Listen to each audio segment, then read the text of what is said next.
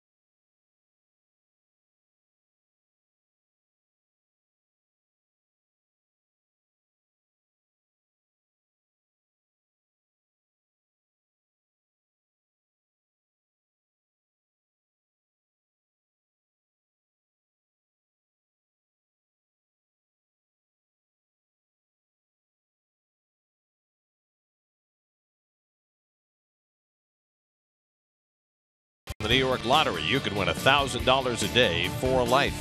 By Budweiser, the legendary lager for legendary moments.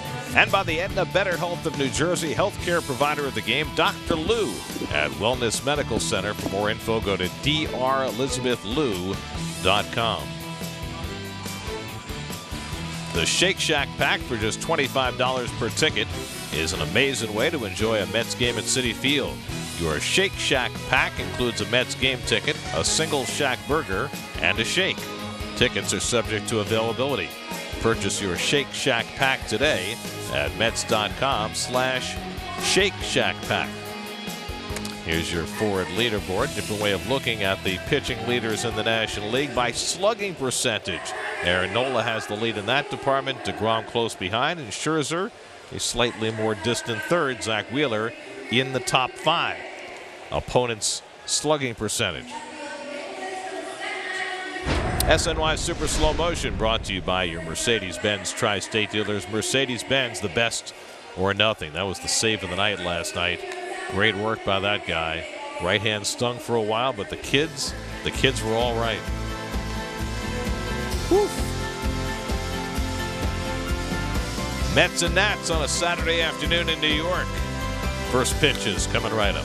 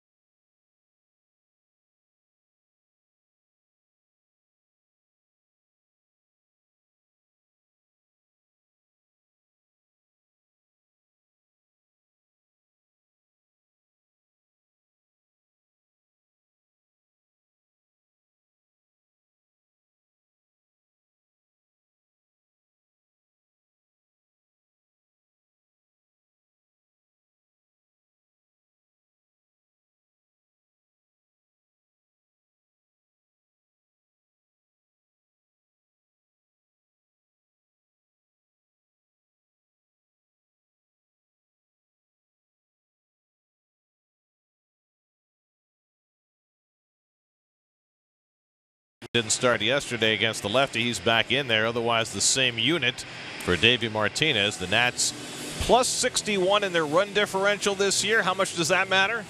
They're under 500 for the season. Go figure. And there's your Toyota numbers for the Mets starter, Zach Wheeler. Last 7 games, 6-0, 6 straight, 1.93 earned run average. And I think the big key to Zach's success over those 46 2/3 innings pitched, he's only walked 9, has had great command. And your Lexus Mets starting infield defensively, Todd Frazier, Rosario, McNeil, who's been really improving at second base, turning double plays. And there's last night's hero out in right field, Jay Bruce, the long, tall Texan. Conforto back in center field, his first start in quite some time. So the plan is to play Bruce quite a bit at first base, but his first 2 games back from the disabled list, he's been in right field. Conforto, by the way, has not started a game in center field in over 2 months. Yep. Well, that is the man we call the Red Hat, even though he's not wearing any kind of hat. I thought he was here for the national TV broadcast today. He's telling the umpires, wait, he wants the videotape. He wants to look over the videotape. Can't start the game until the Red Hat says you can start. Oh! And he is got his signals down perfect with the circular motion like a home run and then the point. We are ready to go. And we're only a minute late. It was supposed to start at 4:05. It starts at 4:06. Oh, somebody messed up. Oh, there's going to be heads will roll. Going to be a price to pay for that. Oh, where's the Queen? Off with their heads. Zach Wheeler's first pitch of the day to Adam Eaton, a drag bunt, a beauty. And McNeil with the glove flip attempt, no chance to get Eaton, who has a bunt single on the first pitch of the game. You can't drag a bunt any better than that. No, you can't. And I tell you what, McNeil almost made a heck of a play out of this. He would have had him if he was able to complete the shovel pass here. But just a heck of a bunt. Now, Mickey Callaway is out. He wants to argue, I believe, that Eaton was out of the batter's box when he made contact with that ball. You can't be out of the batter's box when your bat makes contact, otherwise you're out. And that's what Mickey is arguing here with the home plate umpire Carlos Torres. And we'll take a gander. Now, is that considered out of the box, Garen? Well, that front foot was up in the air. Up in the air, I think, when he made contact. Right. So I think you're allowed the straddle the line. So that makes it legal because he was not down. Now, the umpires are going to confer to talk about this. Well, how come the 3 umpires help them when you got a guy out in short center field and 2 guys in the corner?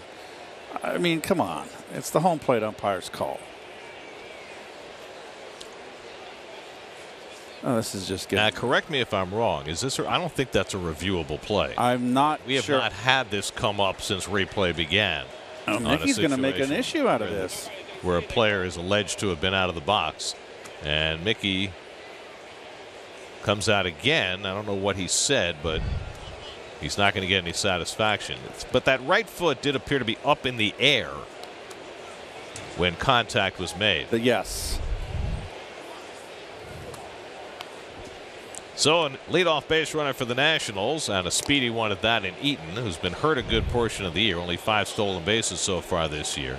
There's another look at it. Okay, there's the left foot on the line and the right foot in the air on contact. So he's fine. And a low throw on the pickoff try, and Eaton gets a hand back in.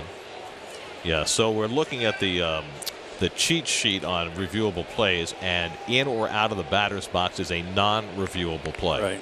Says quite clearly on that list. Eaton a little shaken up after going back into the bag. He has had so many leg problems the last couple of years. Could he be deacon? Could he be putting a big deke on here and steal a base? Trey Turner at the plate 0 for 4 last night. He hit leadoff last night with Eaton sitting. And Turner takes up and away from Wheeler for ball 1. There's a long time between Wheeler's first pitch and his second pitch. Zach has been just impeccable. Last start against the Giants, he got hurt by a bloop hit that fell in to score the only run against him in 7 innings. And now Turner's bunting. Wheeler off the mound to field this one, and he gets the out. Wow. Turner undoubtedly was trying to bunt for a hit, but will get credit for a sacrifice. 1-3, moving Eaton up to second base. And I have no problem with that score there. Scoring, I should say. So now Bryce Harper will bat with a runner in scoring position and 1 out. Harper went 0 for 4 last night, struck out twice, hit 1 ball very hard, a line drive to the second baseman. Harper's been on fire since the All-Star break, but cooled down last night. In fact, he's taken back-to-back offers. We mentioned the Nats have been shut out 2 days in a row. Wednesday, they had a thrilling victory, a walk-off home run by Ryan Zimmerman against the Phillies. But then they were shut out by the Phillies Thursday, and then again by the Mets and Jason Vargas last night. Wheeler's done well against Harper, who's just 5 for 24 against Zach in his career, 1 home run. Zach, this is his 13th career start against his division rival here. The Nats 3-8, hasn't fared well. Third start this year. His winning streak started with a game against Washington in mid-July. Gave up 4 runs in that game. And he's missing with his fastball early in this game, and he falls behind 2-0. Well, way back in June 1st, Zach's ERA going into that game was 5.14. Now it's 3.63. What a charge. And he's behind on Harper 3-0 with Anthony Rendon hitting cleanup today, waiting on deck. Wheeler has not been walking people. It's really one of the keys to his turnaround. Hasn't walked more than 2 batters in any of his last 7 starts. Guy who used to walk 4 per 9 innings. This year he's under 3. And 5 of those 7 starts, Gary, he's gone 7 innings or deeper. Harper swinging at a 3-0 changeup and fouling it back. Interesting. Usually you're looking middle in fastball. Mustn't have been a lot taken off that pitch. Well, first couple of changeups he's thrown have been up, which is certainly not where he wants it to be. So Wheeler just trying to settle in after that leadoff bunt hit by Eaton. 3-1 coming, and Harper golfs one out to left, but standing right there is Bautista, and he makes the catch for the second out. So there's a big out for Wheeler coming back from 3-0 to get Harper. Eaton stays at second, 2 away, and Anthony Rendon comes up. Well, over the years, the Mets have kind of, Harper has had big games against the Mets, but all in all, the Mets have kind of handled it. It's Rendon that has been the one that has been the Met killer. This year hitting .410 against Mets pitching with 3 of his 16 home runs against New York, and his lifetime batting average against Wheeler, .348, 8 for 23. Rendon 1 for 4 last night. Had the Nats' only extra base hit, and came in the 9th inning against Gazelman. Hit one beyond Bruce's reach in right center.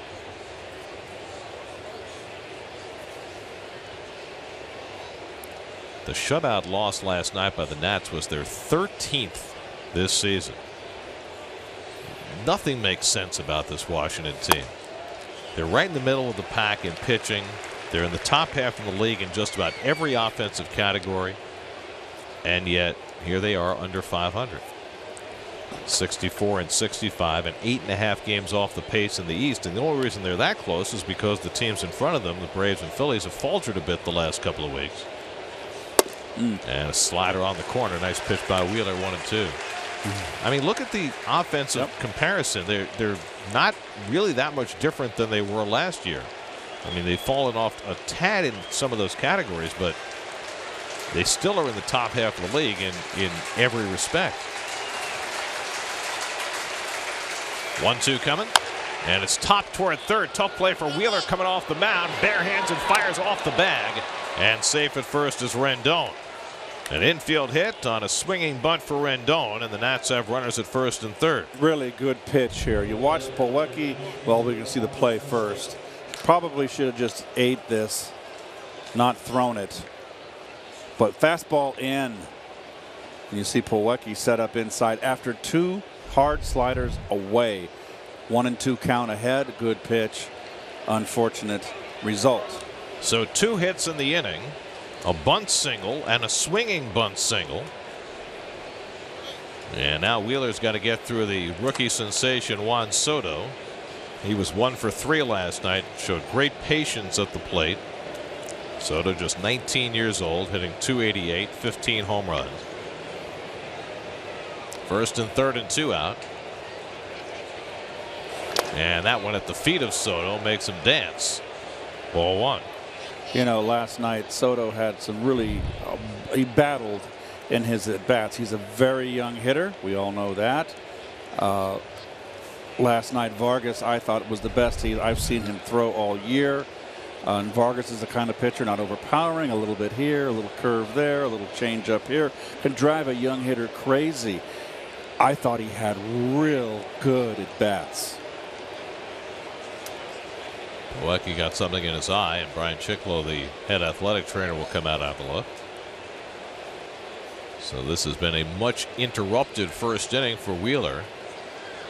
We've had a managerial argument. You rarely see those anymore. We had an umpire conference. We've got dirt in Plawecki's eye. We have a couple of infield hits. MLB.TV is now available at a lower price for $49.99. Watch every out-of-market regular season game. Blackout and other restrictions apply. Visit MLB.TV to take advantage of this special offer. 1-0 to Soto. Eaton at third, Rendon at first. And Soto fouls off the fastball, 1-1. Well, Zach, 97 on that one. That's the best one I think he's thrown. It's a little short early. It's very early. He's only 14 pitches into this start. He reared up and fired that one. He always brings that fastball. Ryan Zimmerman hitting 6th in the order tonight would be next.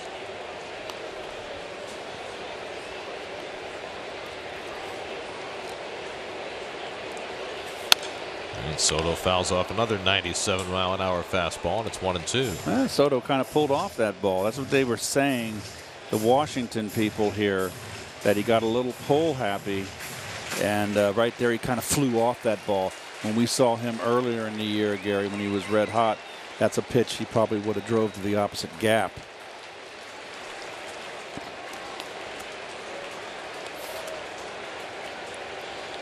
One-two coming. And curveball low and in, 2-2. He's a good little two-strike hitter. I shouldn't use the diminutive. The diminutive. Yeah. He's a good two-strike hitter. Well, he battles. He is in a spirited Rookie of the Year race with the Braves' Ronald Acuna. It is neck and neck right now.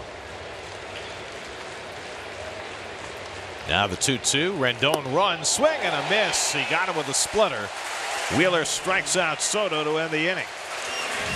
Couple of infield hits, but Wheeler finds his way through, and yes, we are underway at Citi Field. Oh, The Red Hats in control.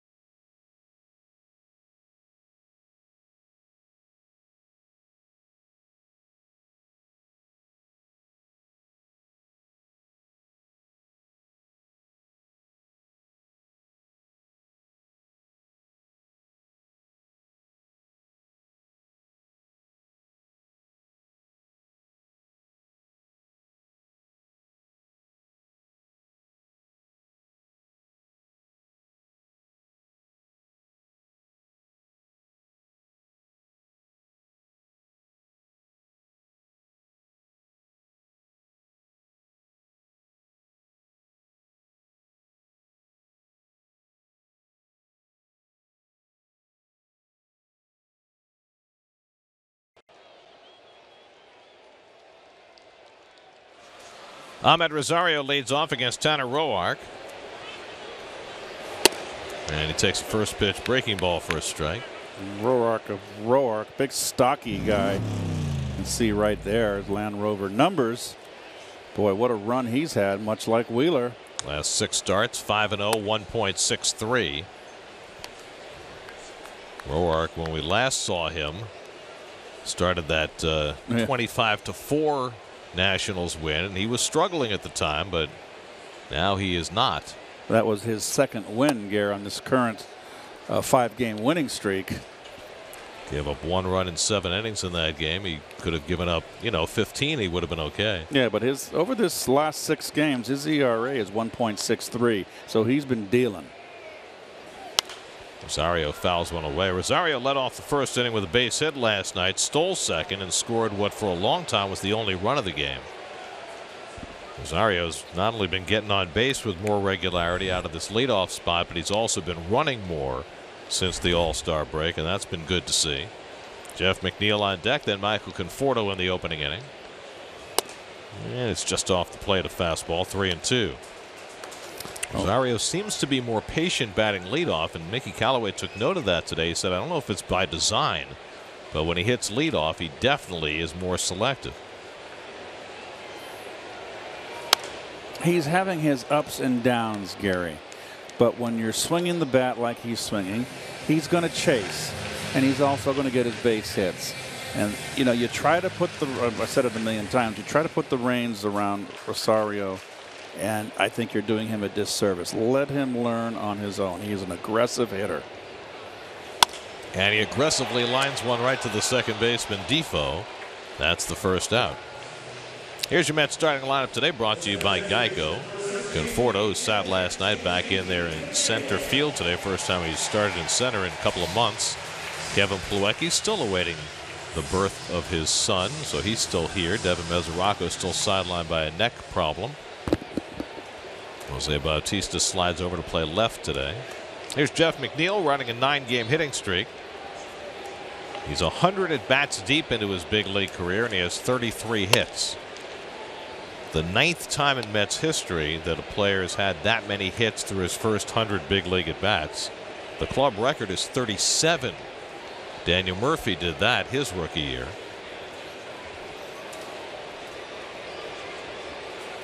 And a slow curve from Roark in for a strike. The rest of the list is kind of interesting, right? Guys who turned out to be pretty good players, but a lot of guys who didn't. Mike Vail, Greg Jeffries, Alex Trevino, Eric Campbell, T.J. Rivera, Alex Ochoa, Victor Diaz. So strong starts, not always indicative, but McNeil continues his hot start, and he's now hitting 10 straight games. So a couple of hard hit balls against Roark to start his afternoon. Well, there's that barrel awareness again. Yeah, I tell you what, he is just sprays the ball all around. He's a guy that's going to be in the top of your order. I think an ideal 2-place hitter. What's the expression? He hits it where it's pitched. You can't play shift when you do that, Gary. We've seen them try, but I think that he will dissuade them the more he shows that he can do that and use the whole field. So here's Conforto, came off the bench last night, went 0 for 1. 1 out and 1 on. And a fastball in for a strike. Michael at .235 for the year, 18 home runs. Top 10 in the league in both walks and strikeouts. And they are giving him the left side of the infield.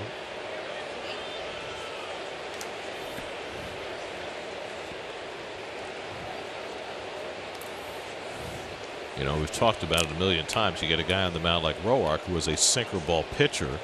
You would figure that these would be the situations where Conforto would feel comfortable taking advantage of the open side of the infield, hitting the ball to left field. You would think. It's all a rush. The big 2-run home run, the home run fever that's running through most of the organizations, if not all. Problem, of course, with a guy like Roark, if you try to pull that sinker, right, well, he gets a lot of ground ball double plays that way. Playing into his hands. So if you're going to try to hit home run and pull the ball off a guy like Roark, then you got to stand on top of the plate. And I'll explain that in a second, Gare. I hope he will. So if you get on top of the plate and crowd the plate, the barrel of your bat is going to be the fat of your bat, where you want to make the sweet spot, is going to cover the outside corner. Then you can become a pull hitter. But then you cannot chase that pitch that starts out on the outside corner and is a ball. So it's all about batting eye, knowledge of the strike zone. And if you've seen a pitcher enough, and Conforto's got 20 at-bats against Roark in his career, you should know how his ball moves off the plate. He knows what Roark's got. And, you know, you get up that first time, you want to see maybe this day he doesn't have his fastball. Maybe he doesn't have he has a great breaking ball. So you feel him out. It's a feel-out process, your first at-bat. McNeil runs. Conforto takes a swing, and McNeil steals the base as Wieters had to double clutch on the throw. Third stolen base for McNeil, his second in 2 nights. Well, McNeil is starting to show that he can swipe some pillows. That's a little cutter upstairs. And a double clutch from Wieters. I mean, he would have had him without the double clutch. Well, the Mets stole 2 bases last night against Gio Gonzalez, who had given up only 2 steals all year. They steal one in the first inning against Roark, who's given up only 4 all year. So the Mets not afraid to challenge pitchers who are generally good at controlling the running game. It's all of a sudden have a little more speed in their lineup and taking advantage. 1-2 to Conforto, and he takes it high. 2-2. Wilmer Flores hitting cleanup, waiting on deck.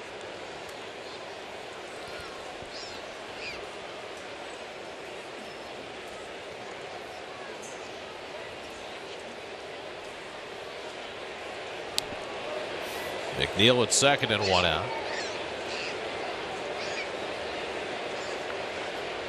And the curveball strikes out Conforto for the second out. So Roark has his first strikeout. There are 2 away. Slow curve. This has been the bugaboo for Conforto, not being able to stay back. Look at this bat. Let's see if he's out in front. He certainly is.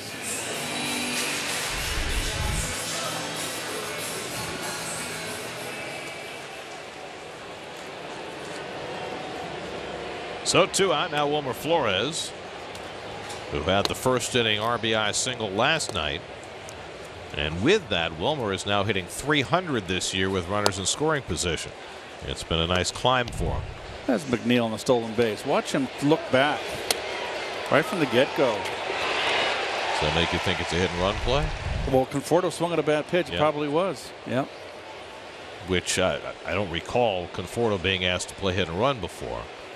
I haven't. I have no recall of that. Sorry. I mean, I know McNeil has been asked to do that several times since he's been up, and Mickey Callaway said the other day that he's called more hit and runs since the All-Star break than he did the whole first half of the season. The Mets hardly ever did it. And I like the hit and run. You know that. I'm a proponent of the hit and run. This team has changed somewhat. You know, it's not the same group of all or nothing hitters that it was before, but it's strange to see a guy like Conforto being asked to play hit and run, and maybe that's by design, right?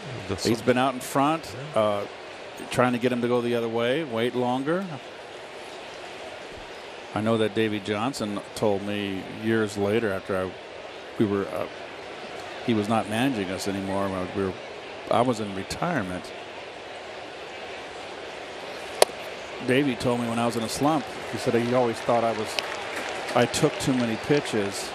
So he put the hit and run on when I was in a slump because he knew that I would bear down and focus on the ball and swing the bat.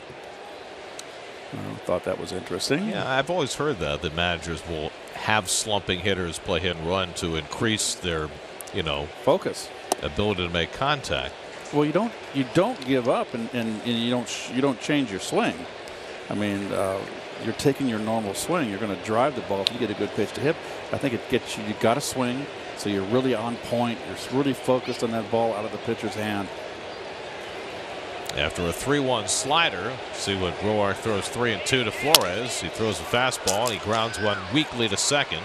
And Defoe throws him out, and that ends the inning. So Roark, as Wheeler did before, escapes the first. No score after 1.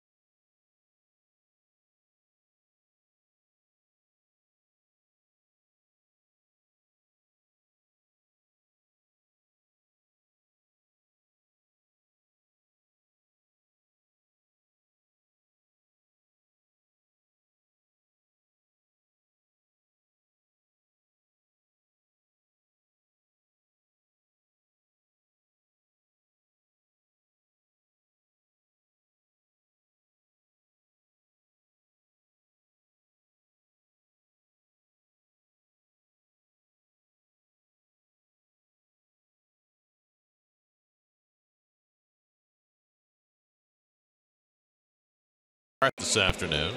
Mets and Nats go to the second inning with no score.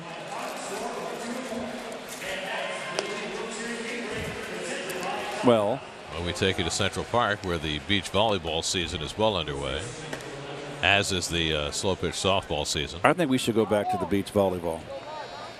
That was actually Central Park volleyball. And we had the Open with all the beach activities. There's also activities in the park. So much to do on a summer Saturday in New York, and people say everybody's out of town. It's just not true, Keith. I used to love the city in the weekend when I was playing. I lived in the city, and it would just come home from a day game, and it would be empty, be quiet. Loved it. Ryan Zimmerman leading off the second inning for the Nats.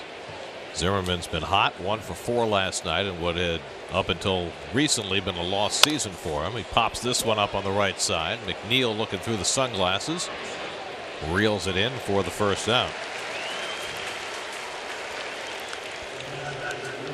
Wheeler gave up a couple of infield hits in the first inning, a bunt by Eaton, a swinging bunt by Rendon.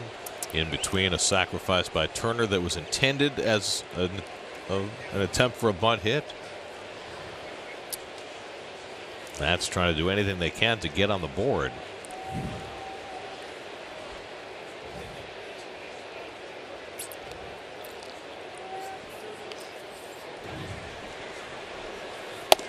Here's Matt Wieters, and he takes a strike.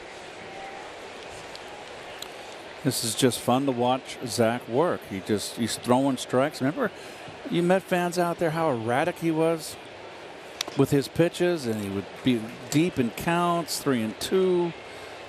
Now he's just right after hitters. It's just what a transformation. Is that the super duper cut? I missed it. Deadpool 2 super duper cut? That's special. 0-2 coming to Wieters, and he got the inside corner with the fastball. 96 on the block. Second strikeout for Wheeler. Good Lord, he just pounded him inside, didn't he? Strike 1, fastball inside, and now strike 3. I'm coming right after you. Borderline pitch. To me, on this watch, it's borderline, folks. You know, that's too close to take. It can go either way. And that was a milestone for Wheeler, his 500th career strikeout. His 148th this year. He has had himself quite a season. Here's Wilmer Defoe, 0 for 3 last night. Now the regular second baseman for the Nats, with Daniel Murphy playing his trade in Chicago. We'll see Murph on Monday. And he fouls off the changeup, and it's 1-1. So the Nationals, when they got a runner to third in the first inning, it was the first time in 16 innings they got a runner as far as third base. That's how much their offense has struggled the last couple of days.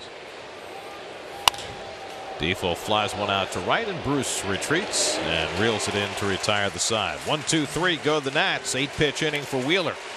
No score in the second.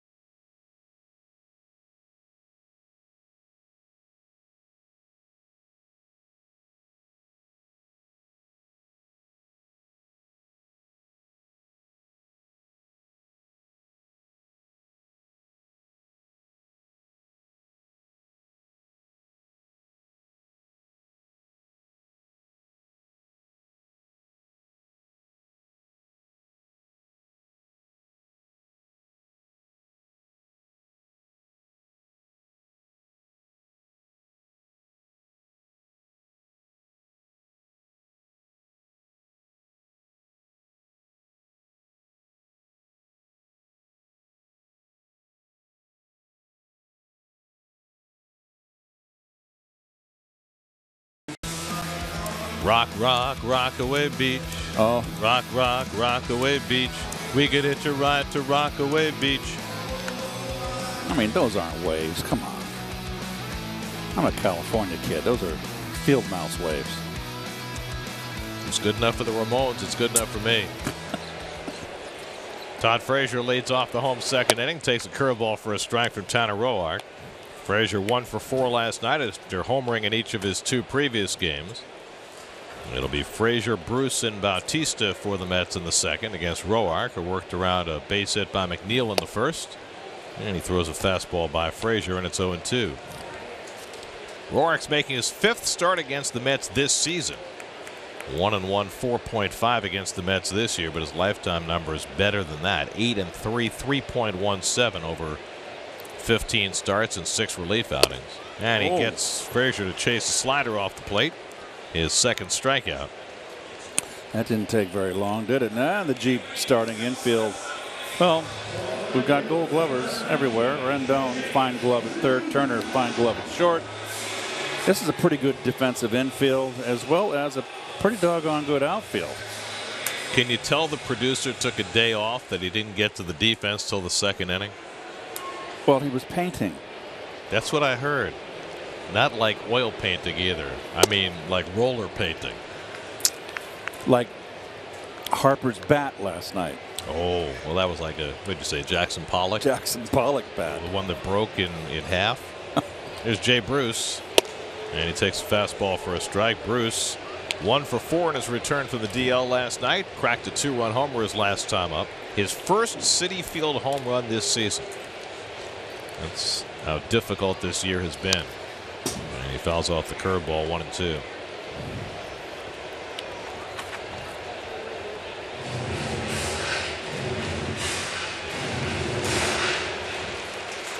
See the triangle shift on the right side. Jay is another one of those hitters, much like Harper. Well, look how he holds his bat when he gets in his stance ready to hit. He rests it on his shoulder. It's pointed downward. But the most important thing, when the ball's on its way, he lifts it up in the hitting position. A couple of change-ups in a row from Roark to run the count full.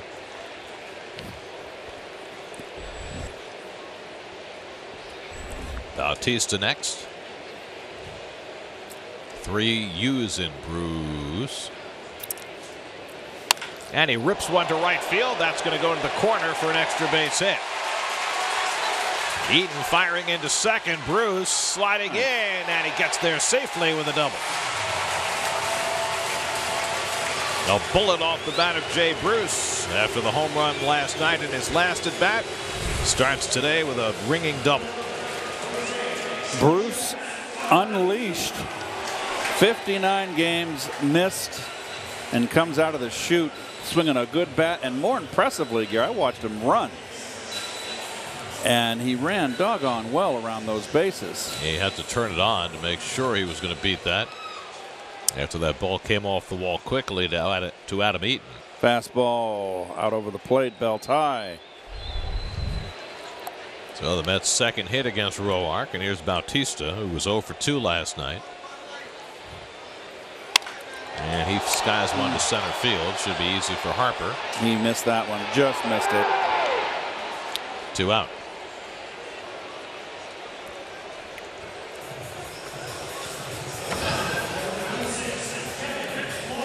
So 2 out runner at second. Let's see what they do with Plawecki with first base open and Wheeler on deck. Pitched to him. Plawecki had a single and a double last night. Both were plunked softly into right field, and the one time he hit the ball hard, he lined out, and so it goes. Zimmerman at first, way off the bag. I like that. If you're going to play your second baseman up the middle, a little bit of shade, then the first baseman can come over and take away that hole. First pitch slider for a strike. There's going to be a day when everybody's going to have those, what do they call those flaps, Gare? The C flap? The C flaps, everybody's going to be wearing them. You'll watch.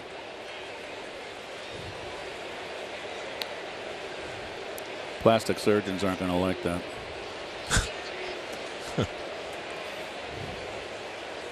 What I find fascinating is that this year, so many players who have not had a problem, haven't been hit in the face, or yes, they're adopting the C-flap without a prior incident. Well, it can happen, you know. Right, but in the past, you know, Jason Hayward or Giancarlo Stanton, guys who had been hit in the face, those were the guys who wore them. Now guys are getting them, are being proactive about it. Pilecki goes around on the sinker, and that's strikeout for Roark to finish off the Mets in the second. No score after 2. It's just more body armor there.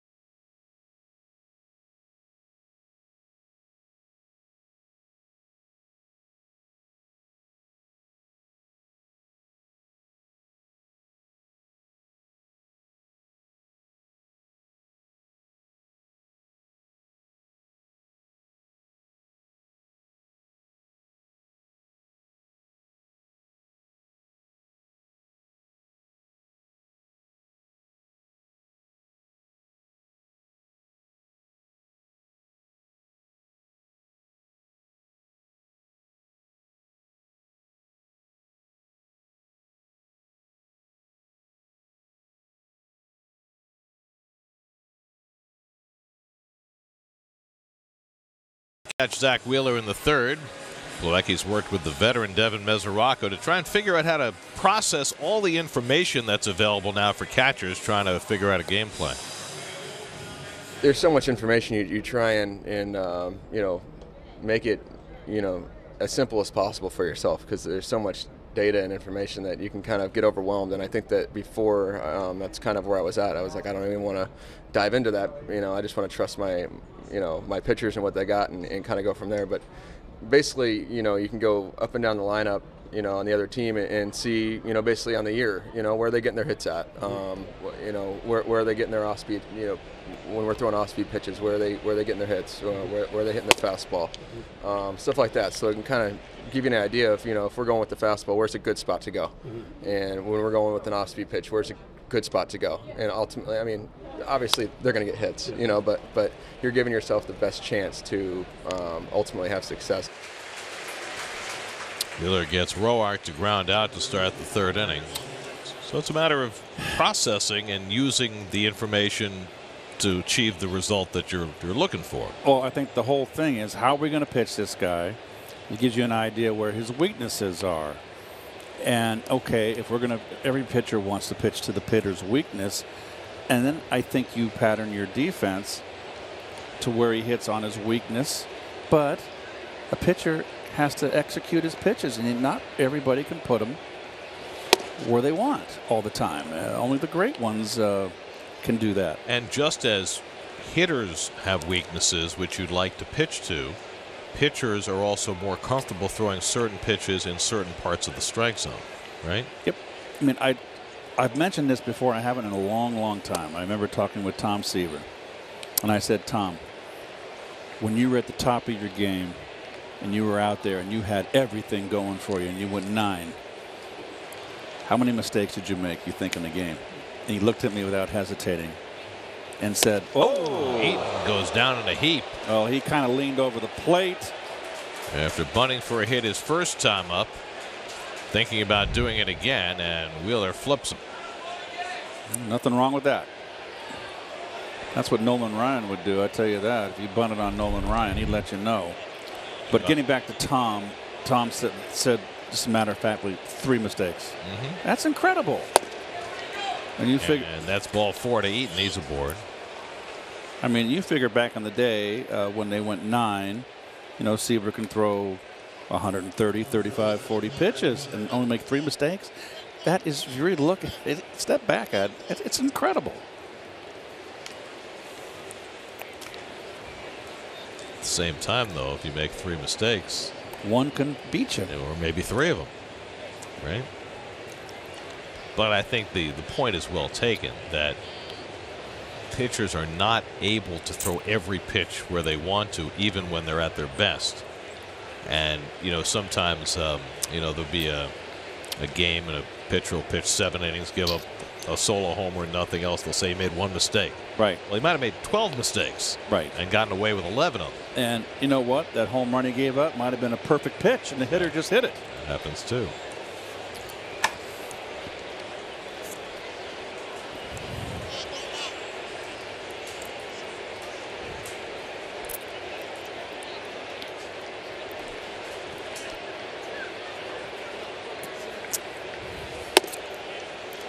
And now Wheeler has thrown 5 in a row out of the strike zone. 1-0 to Turner, who sacrificed his first time up.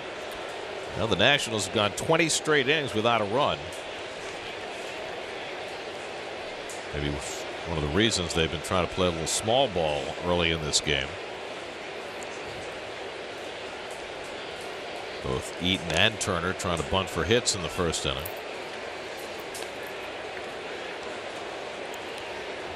Well, it's not over yet for the Nats, but as every day ticks by with 30-something games to go, 8.5 gets bigger and bigger.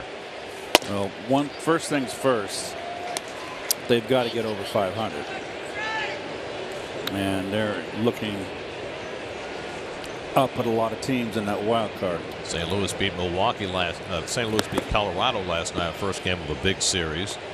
That puts the Cardinals in the #1 spot and drops the Rockies out.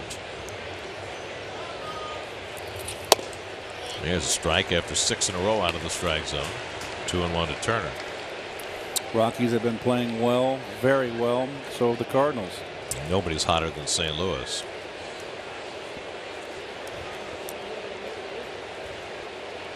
What are they, like 20-5 in August?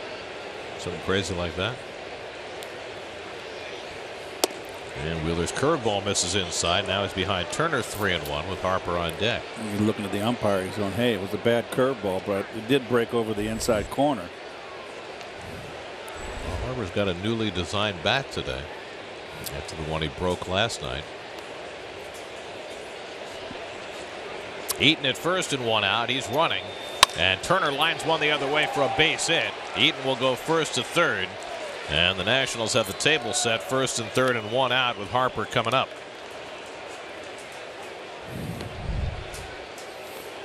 Runners in motion. Good pitch to go that way with.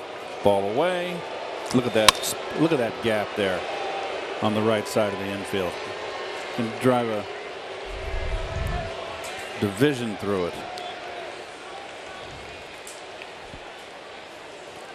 So Wheeler has a mess to work out of after a walk to Eaton and a base hit by Turner. He faces Harper, who flied out to left his first time up. And that's, of course, early in the game. Back for a double play in the middle infield. Builders. Corners in. Well, actually, Wilmer's got to hold the runner on, so he's in. Turner, leading base stealer in the league at first. So do you think about holding Turner in this spot with Harper up? Yes. I would leave the hole open for him. He's become more of a pull hitter, Gary. Mets cannot put that third infielder over on the pull side. So you got a traditional defensive placement on the infield. Lewiecki flashing signals to the infielders about what they do if Turner takes off. And you get a 3-1 count and you can send the runner. Turner 32 stolen bases. That leads the major leagues.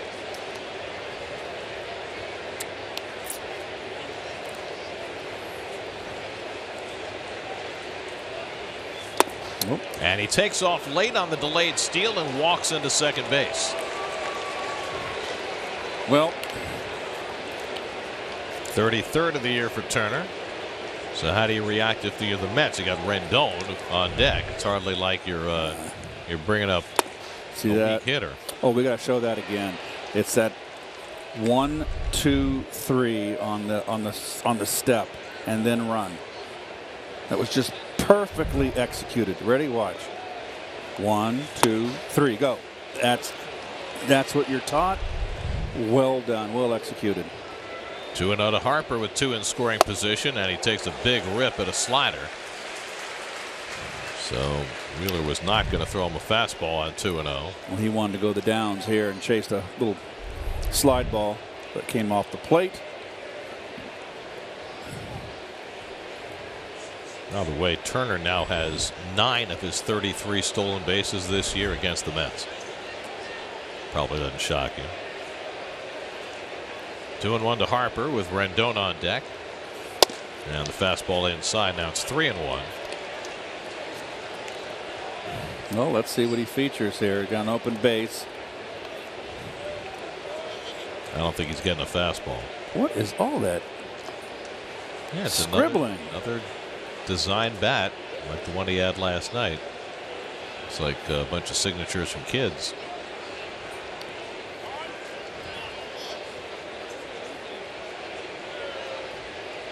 Mets a little bit halfway defensively. McNeil and Rosario. To me, I think they're just playing back. Concede a run early. And Harper takes a rip. He did get a fastball. 98. Something extra from Wheeler, and now he's got a chance to get the strikeout he needs. Come right back with it. This is that pitch around the belt high that Harper swings through. He's got that uppercut swing. Stay upstairs with the fastball. Well, he struck out 138 times this year, 3rd in the National League. And Wheeler looking for the strikeout on 3-2.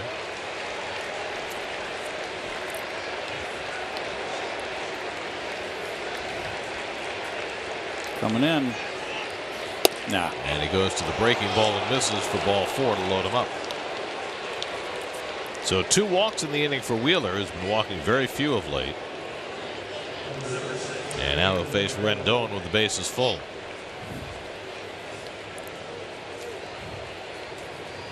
Rendon topped a slow roller up the third baseline and beat it out for an infield hit in the first inning. I'm more afraid of Rendon in a situation like this than I am Harper, and that is high praise. Great speed all the way around for the Nationals. Eaton at third, Turner at second, Harper at first.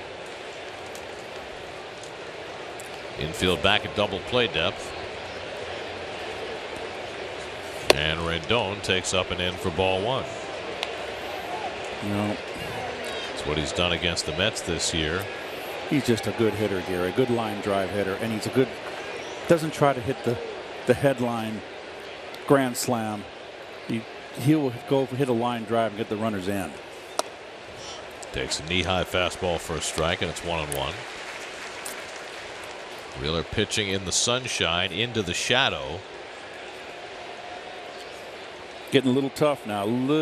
That shadow is becoming a little bit of a problem for a hitter, but wait till it gets a little further out.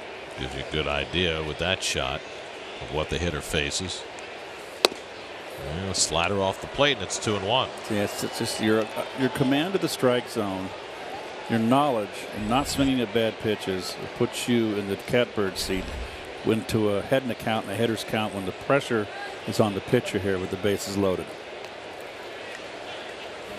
Big pitch to make here on 2-1. And he catches the outside corner. 2-2. A couple of starts back against the Orioles, he didn't have that slider. He couldn't throw it for a strike. There in a big spot, he was able to spot it. See what he's done recently in these tough spots. One of the reasons he's been so successful the last couple of months.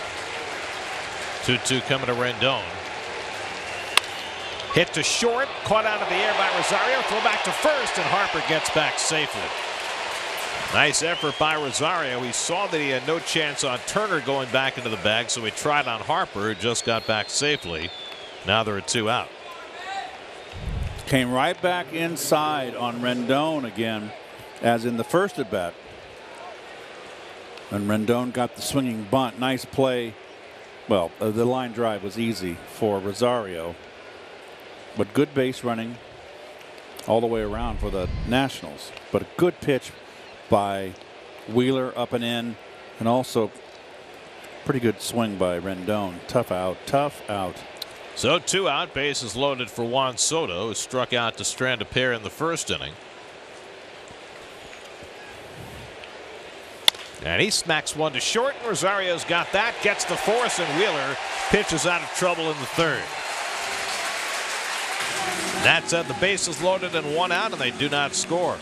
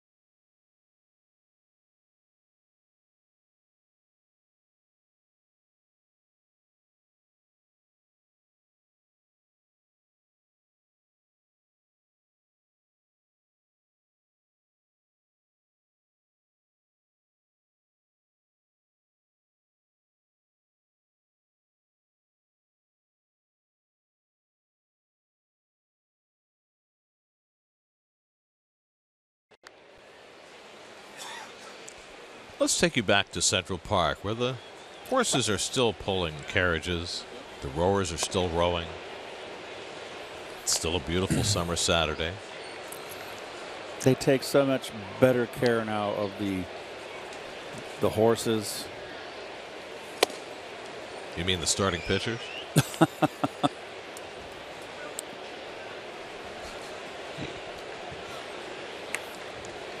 Wheeler not only having his best pitching season, but his best hitting season as well. 8 hits, 4 RBIs this year, and he pokes that one foul.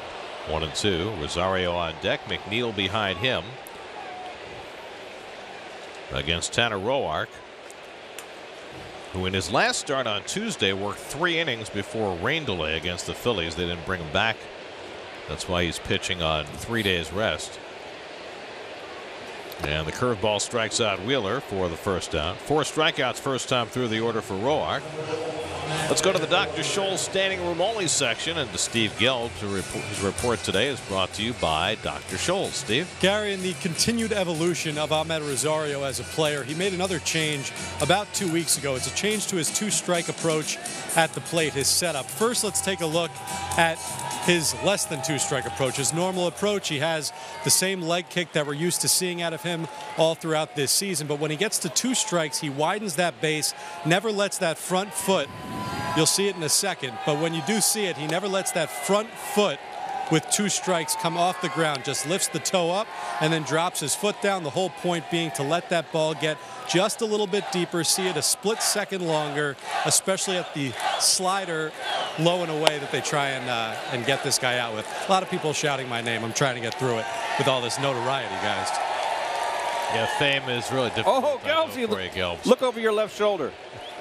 Hey, it's gotten in my head, Gare. Yeah, I can tell. It's gotten in my head. Let me ask you this, and I don't know if you've been able to ask this question about that, Steve, because this is intriguing to me. If he feels comfortable keeping his toe down with 2 strikes, why wouldn't he just do that all the time? Sorry, Gary, say that one more time. I was saying, if he feels comfortable enough to keep his toe down with 2 strikes, why wouldn't he just do that all the time? You know, I think part of it is about, and I know, Keith, you have some issues at times with this word as Rosario bloops this one into right field, but part of it is about doing damage and getting that extra power. So when he keeps that foot on the ground, he's really just trying to shoot that ball the opposite way, let it get a little bit deeper.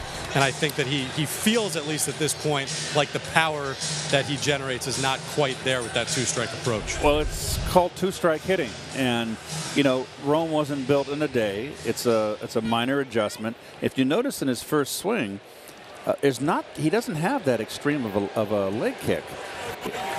So I get the fact that they're opening him up a little more, widening him out. You don't want to make sure you don't lock your hips. If you lose your hip rotation if you're too spread out. But I know what they're trying to do, and it's just incremental, these little bits of alterations that you make, which is called adjusting.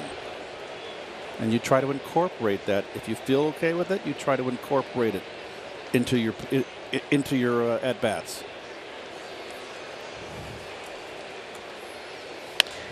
McNeil floats one into shallow right center. Defoe took a bad angle, but found it and records the second out. Did that ball almost pop out of his glove? It did. Snow cone? Oh, what flavor?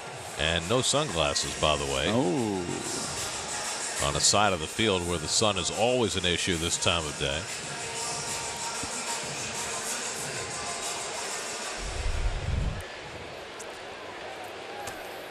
So 2 out now. Conforto the batter with Rosario at first. By the way, we mentioned Rosario doing much more base running lately. Ahmed has 15 steals for the year, 9 since the All-Star break, which is the second highest total in the National League since the break. So he has taken a much more aggressive approach on the bases. Well, he's got the speed to do it. He's learning on this level. I mean, why they didn't have him do it down the minor leagues is beyond me, but he doesn't get a real aggressive lead. Here he's kind of gotten a little bigger lead, but he's got so much speed, and he's explosive. I think he looks faster with the neon orange on his shoes too.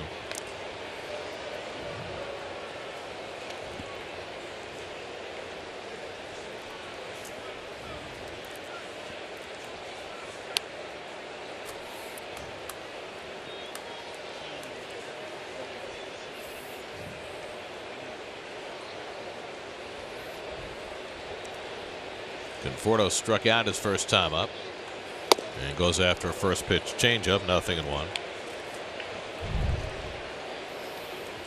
Watch the pickoff move. Got to lift that back foot. Just a jump there. I almost thought you had to go step off. Yeah, but nobody really does. Yes.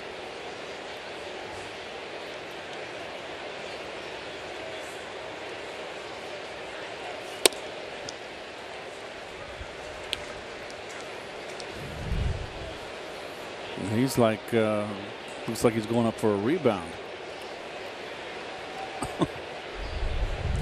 Most guys will pivot. He elevates. You know, it's the difference between a low post player and a slasher. Rosario might have been leaning the wrong way that time, but got his hand back in.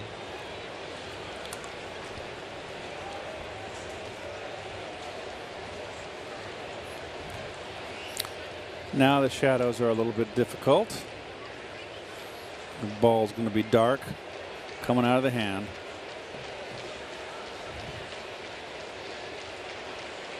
He's paying a lot of attention to Ahmed. So much going on with those shadows, with the light stanchions and then the top rim of the stadium and then a strip of sunlight behind that and then the rest of the stands, the last shadow just now encroaching on the third baseline. Well, the only thing that matters is that little tunnel where that ball travels. Here goes Rosario. Wieters' throw is right on the money, and Rosario's a dead duck at second base. He didn't get a great jump at all, and Wieters made a perfect throw. 2-6 on the caught stealing to end the inning.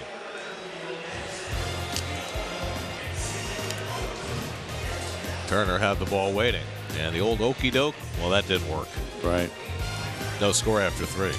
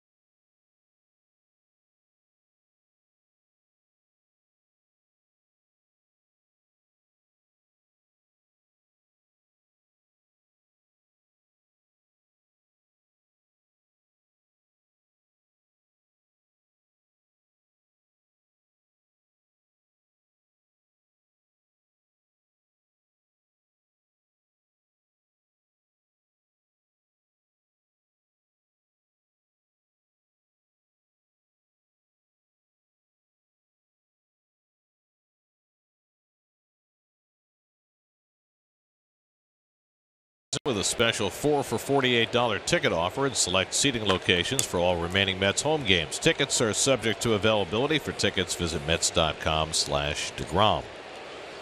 Ryan Zimmerman leads off the 4th inning. No score in this game, but there's been plenty of action on both sides. Zach Wheeler has worked out of a couple of situations already, none bigger than the one in the 3rd with the bases loaded, 1 out. And he could use himself a fast inning in the 4th. Facing 6, 7, and 8 in the order. Zimmerman, Wieters, and Defoe. Wait till that sun part of the shadow advances further to right field. Wheeler drops a curveball in for a strike. It's going to be dark into light. It's going to be not fun.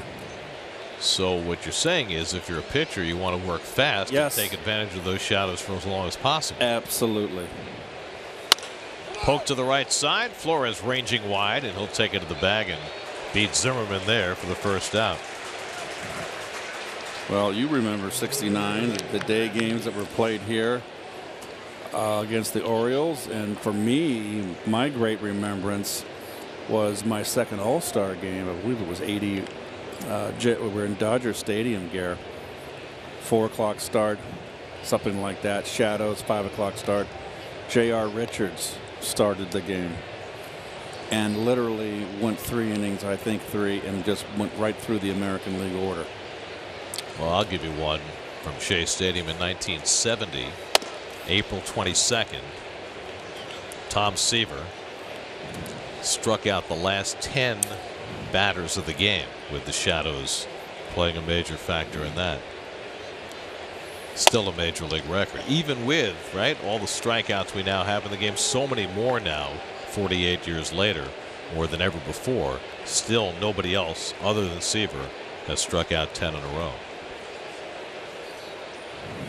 Matt Wieters pulls one down to Flores, handles that one at the midsection. 2 out. 2 up, 2 retired by Katire, the fair-haired child. The fair-haired boy.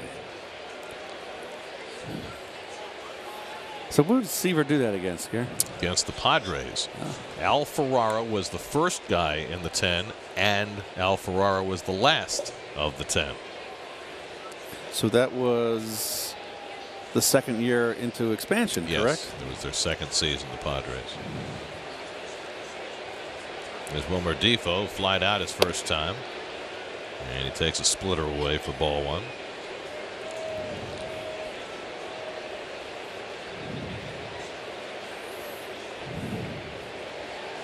And that was a weekday afternoon game.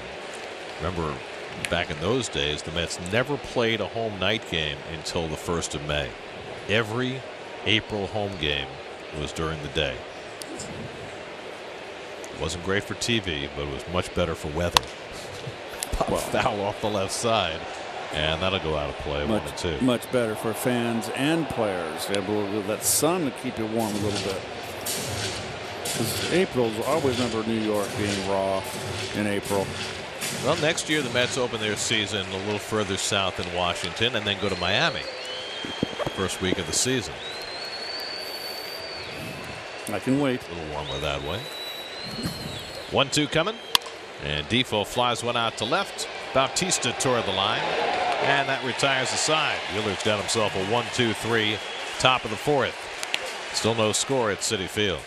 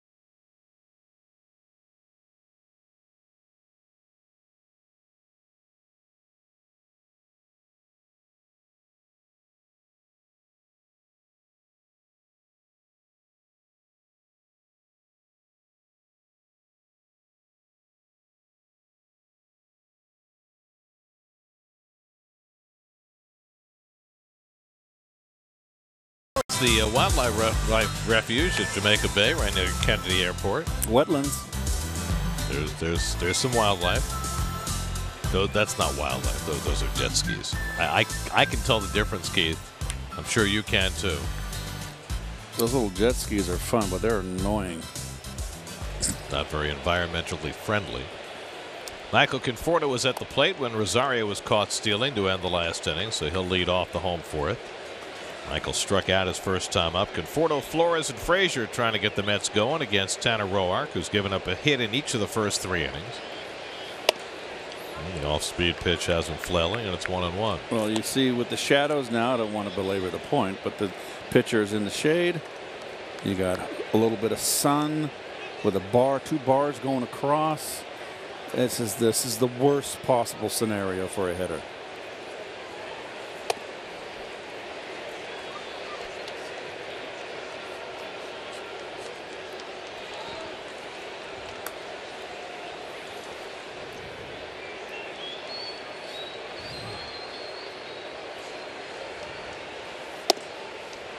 And now Roar falls behind Conforto 3-1.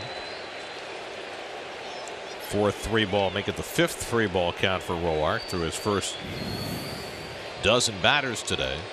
He's yet to walk anybody.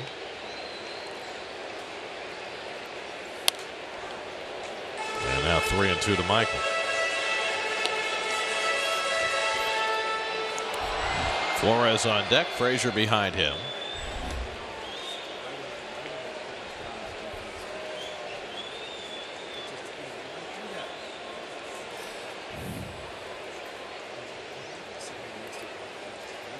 Three-two coming, and it's bounced right to the third baseman Rendon, playing a shortstop position. That's a 5-3 putout for the first out. So 1 out and nobody on. Now Wilmer Flores coming up. We talked a lot last night with the return of Jay Bruce from the disabled list about what the future of the first base position is going to be for the Mets. And, you know, Bruce has played his first 2 games since coming back in right field. The plan is to play him substantially at first base coming down the stretch, and that, of course, has an impact on a lot of people, including Wilmer Flores, who has been playing most of the first base over the last 6 weeks. And really, the way his throwing is bothering him right now, it's hard to envision playing Wilmer anywhere else right now. I think the root of Wilmer's throwing problems is not that there's anything physical, it's that it's first base he's uncomfortable. I think if you put him over at third or second base, I don't think you'd have an issue. Although he did have some throwing problems from third earlier. Third, he doesn't have a strong arm, so second base. Wilmer, as he's back next year, is going to be a guy you can play against left-handers. It's a great guy to have off the bench. Of course, if the plan is to play Bruce at first base next year, that not only has an impact on Flores, it also has an impact on Dominic Smith and an impact on Peter Alonso. Now, you know, Alonso has had a remarkable year in the minor leagues this year. He leads everybody in the minor leagues in runs batted in. But the Mets just, at this point, don't believe he is capable of playing defense at a major league level. Well, look at his size. He's 6'3", 245, which means he's not, to me, is not going to have the agility. He's a big guy. So he's going to have years like he had in the minor leagues. Be a big bat, big RBI bat. Roark throws out Flores, and there are 2 out. I haven't seen him play, so it's, you know, I can't make an evaluation. No, all you can do is go by the scouting reports, but you have to believe that if the Mets brain trust had any belief in his ability to play defense at this level, that he'd be here, or at least that they'd be thinking of calling him up in September, which doesn't look like they're going to. Well, here's my thought. He's had a great year in AAA, Double-A, Triple-A, correct? Yes. And anytime you drive in 100 runs, I don't care what league you're in. They could have called him up and not play him and pinch hit him and, you know, give him a smell of the big leagues. But you know what? It might be, here, we're not calling you up. Make him that much hungrier going into spring training next year. Well, there are roster manipulation considerations as well. They don't have to put him on the 40-man roster till next year, so they can leave open a spot during the winter if they don't put him on the 40-man now, and that leaves a spot open for somebody else. So that's a consideration. The other consideration is this. If his defense is really as bad as they say, it could be that the Mets envision using him as a trade chip off this great offensive year that he's had to send him to an American League team and get something of major value in return. Well, those are the decisions that are going to have to be made, and a new general manager has to be in place. Exactly. I just find it peculiar and a little bit odd that you would have a kid that's in the minor leagues that has a great year, and that you would be saying all of his deficiencies defensively. I just say, hey, he needs work at first base. He's not polished at first base, but boy, he can sure hit. You know, why throw the negative out there? Rendon in front of the ground ball, throws out Frazier. 3 ground ball outs for Roark in a 1-2-3 bottom of the 4th. Scoreless game continues into the 5th.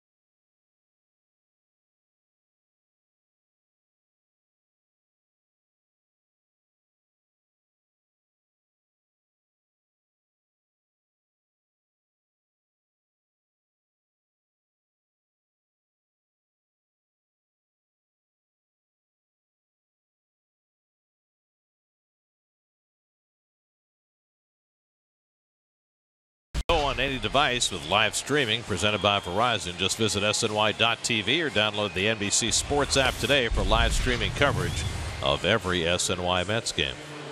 SNY's Super Slow Motion is brought to you by your Mercedes-Benz Tri-State dealers. Mercedes-Benz, the best or nothing.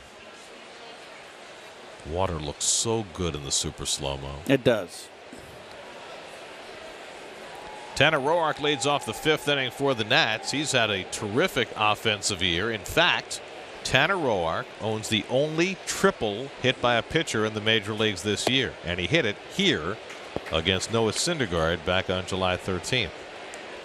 Then he also had a 3-run double off Steven Matz in that 25-4 game in D.C. Wheeler has him down in the count 0-2. In fact, the Nationals pitchers have 40 hits this year, which is the most of any pitching staff, led by Max Scherzer. But Roark's done his share. He has 11 hits, and he leads all pitchers with 8 RBIs. But he goes down looking at a curveball. 3 pitches, and Roark is out. Only the 3rd strikeout for Wheeler today. He fanned 10 in 7 innings against the Giants his last time out. That at bat, the 18th plate appearance for the Nats today. Only the 5th time that Wheeler threw a first pitch strike to the first 18 batters. That's not usually a formula for success. But he's walked 2, struck out 3, and allowed no runs and 3 hits. Now he starts his 3rd time around the order against Adam Eaton, who has a bunt single and a walk. And he hits one hard, and he's on base again. So Eaton 2 for 2 and a walk, and the Nats have a 1-out base runner. Now a quick message from your Tri-State Porsche dealers.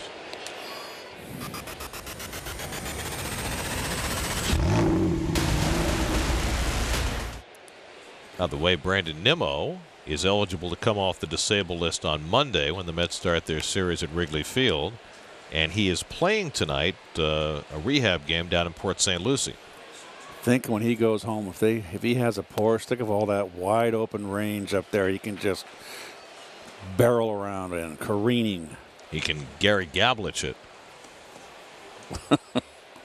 Oh, it's not the Bonneville Salt Flats, but you know what I mean. Oh, man, he needs some serious straightaways up there to put the pedal to the metal.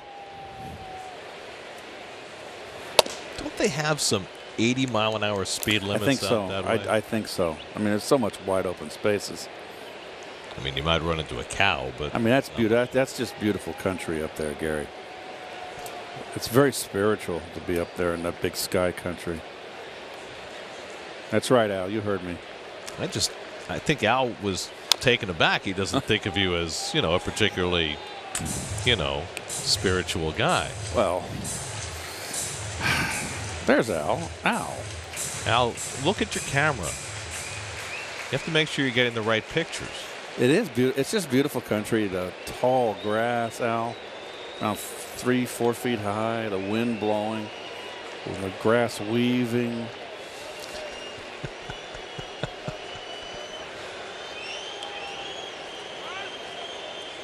You've changed. No, I haven't. Well, I don't have to compete anymore. That made me. I mean, where is that surly dirt dog? I don't have who to do that play anymore. for the New York Mets. Listen, I'm done competing. I've had it. I tell everybody they all want to, you know, do this and that, and they try to one-up me. I said, hey guys, you take it. I'm done. I'm done. I'm not competing anymore. I mean, this was the Prince of Darkness. No, it wasn't. Only on Saturday night. 2-2 to Trey Turner. And this is away. A full count to Turner. And so Eaton undoubtedly will be in motion here with 3-2 and 1 out. And Bryce Harper on deck. So another dangerous spot for Wheeler is that trouble with the top of the batting order. Eaton and Turner are combined 3 for 3 with a walk and a sacrifice.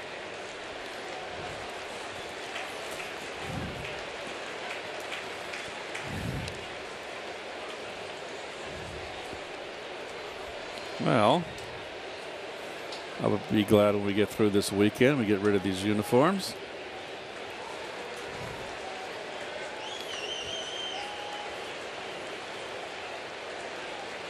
Big lead. Eaton runs outside, ball 4, and the Nats have 2 men on. So Turner draws the 3rd walk by Wheeler today. First time in the last 8 starts that Wheeler has walked more than 2 batters. And he's got more trouble to deal with Harper coming up. And Rendon. Well, this is the same predicament that he faced in the 3rd inning. He faced Harper with 1st and 3rd and 1 out, and he walked him to load him up, but got out of it. Stolen base by Turner turned it into a 2nd and 3rd situation, with left him an open base at first. He does not have that luxury this time around. Let's check in with Steve. Earlier in the game, you were wondering about Bryce Harper's bat. He has a charity called Harper's Heroes for children afflicted with cancer. Nice. He let a bunch of kids design and doodle on his bat and his cleats for this weekend's games. Nice, Fantastic. nice. Very nice. Harper's flied out and walked today. And he swings through a first pitch fastball, 0-1. There's that fastball away and upstairs. Oh, look at those. That's some nice artwork the kids did. Crayon.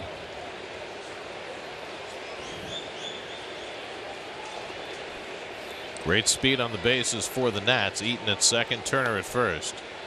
Rosario playing right behind Eaton at the bag. And Harper goes after a splitter and misses, and it's 0-2. And it wasn't a good splitter, but it kept it away. I don't know why Poecki. Oh, no, Slider. Gary, it's a slider. He wanted a slider, and he got it in the back door. So really threw a helicopter and got away with it.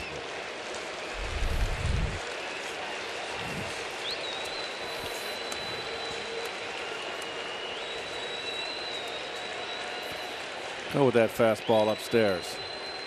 Wheeler's only struck out 3 today. Harper hits it right at the bag at second. Rosario the step and throw for the double play. Shift worked perfectly after it burned Wheeler in his last start. This time Rosario was in just the right spot to start the 6-6-3 double play. Tied him up inside with the fastball. Halfway through at Citi Field, Mets and Nats, no score.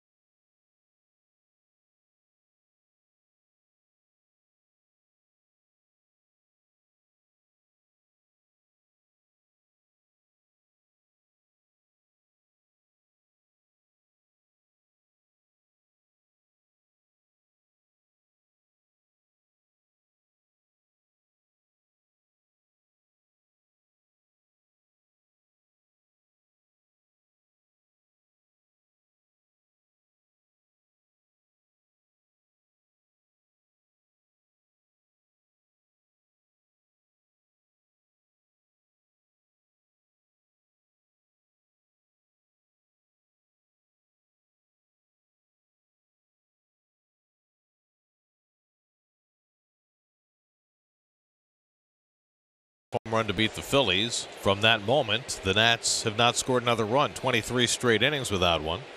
Jay Bruce leads off for the Mets in the home fifth. Bruce hit a ringing double to right field his first time up today after homering in his final at bat last night. So the early return's good for Bruce. His second game back off the disabled list. And he goes after a high fastball from Roark, and it's 0-2.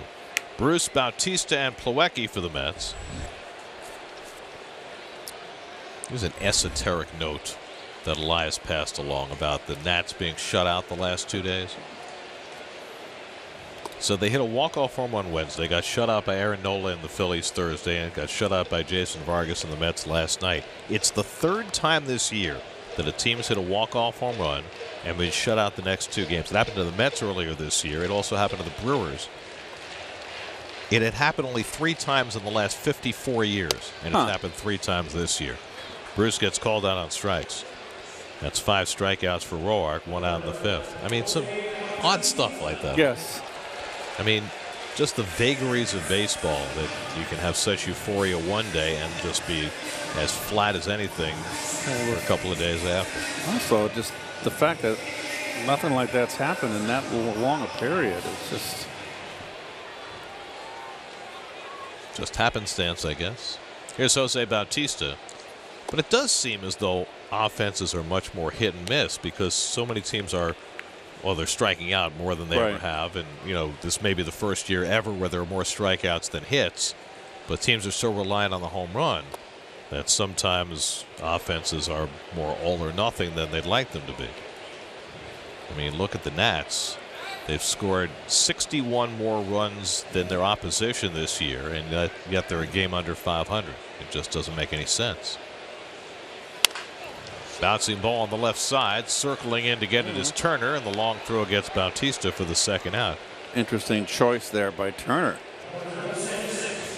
Leaping up in the air and the throw. He had time to plant and throw. Yeah, we've seen him do this before. Well, he's very athletic. He knew exactly what he was doing, and he's a depth at that. That's certainly not fancy.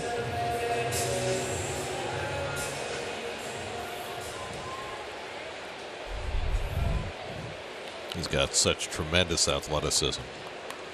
Most shortstops do.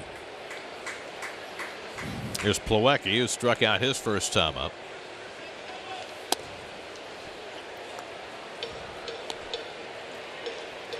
Roark's retired 6 in a row without the ball leaving the infield.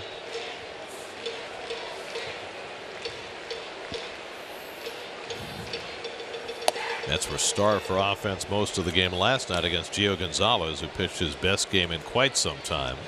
Allowed them just 1 run over 7 innings before Bruce's late home run stretched the lead to 3.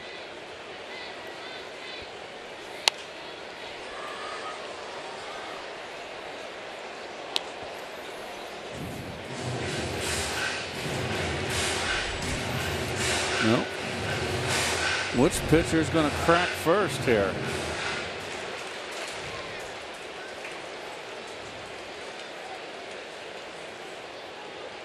One-two coming. And Plawecki foul tips the slider for strike 3. 6 strikeouts for Roark, who's now set down 7 in a row. On to the 6th. No score.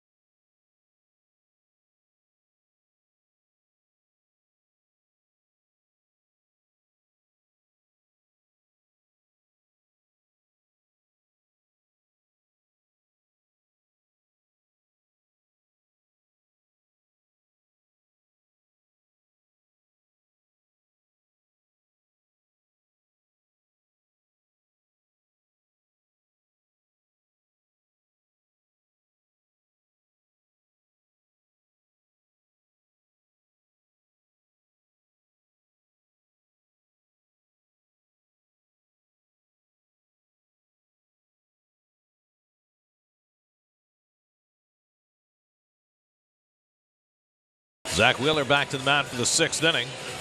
He's had to pitch out of some serious jams in this game. Nats got 2 aboard in the 1st inning. They bloated the bases with 1 out in the 3rd. They got 2 on with 1 out and Harper up in the 5th. And each time Wheeler was able to squirm out of trouble. 72 pitches through 5 innings for Zach, as his career continues to take a sharp upward turn over the last 2.5 months. 28 years old and just kicking it in. It's what was always expected out of Zach, who was a high draft pick, number 6 overall coming out of high school. Anthony Rendon leads off in the 6th inning and takes a splitter down low for ball 1. Rendon has an infield hit, and he's at a soft liner to short, 1 for 2.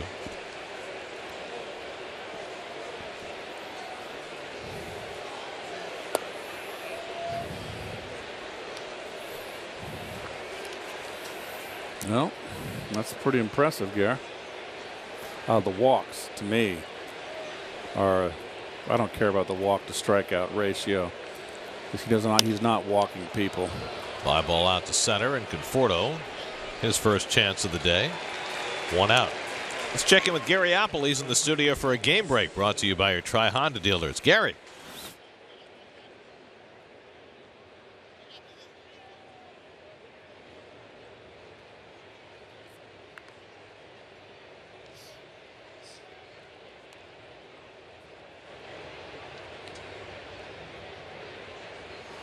Yeah, Gary, I'd say that Murph looks all primed up to get ready to face the Mets.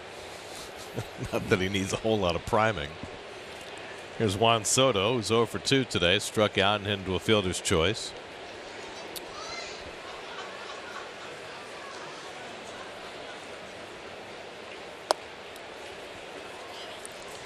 Last night in the NL Central, the Brewers won a thriller in 15 innings from the Pirates. Pirates got 2 in the top of the 15th, and the Brewers rallied for 3 in the bottom of the 15th in a game that took 5 hours and 36 minutes and keeps them just a half game behind the Cardinals for second place and in that second wild card spot. Good fastball. Popping that fastball inside. Zimmerman on deck.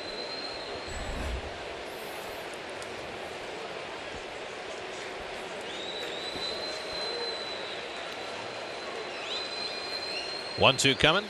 Another one. And that one just missed inside. Plawecki thought maybe they'd get the call, but Carlos Torres said no. Oh, that fastball is just knocking on the door, banging on that door. Let me in.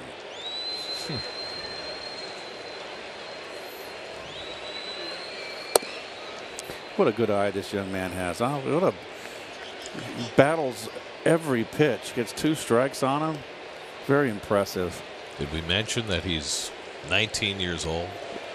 Even more incredible. I mean, it's crazy, right? Yeah. 3-2. And the curveball hit past the mound. Rosario sprawling, but does not have a play on Soto. Great play by Rosario just to get to that ball. Tough to throw from the seat of your pants. And a heck of a bat. Not a bad pitch. Good hitting by Soto. Probably would have been better off hanging on to that ball, but probably didn't have a way of knowing that Soto was going to beat it easily. Soto is not overwhelmingly fast, so Rosario might have thought, even sprawled on the ground, that he might have a chance. But it's an infield hit for Soto, the 5th Washington hit of the day. And now Zimmerman bats with 1 out and 1 on. Soto has 2 stolen bases in 3 tries. That's a stolen 1 base today. That was Trey Turner in the 3rd on a delayed steal.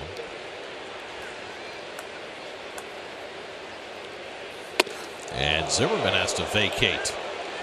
Nothing wrong with that. And it's a couple of hitters who have been sent sprawling today. Eaton earlier on, and now Zimmerman. He stands so far from the plate, he's not used to having to get out of the way.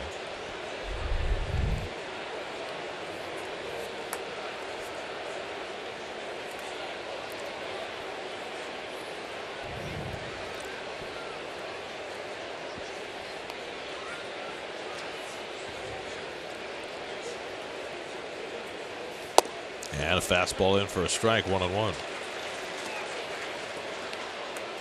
Ryan Zimmerman, first-round draft pick by the Nats in their first season of competition, and he was in the big leagues by the end of that 2005 season.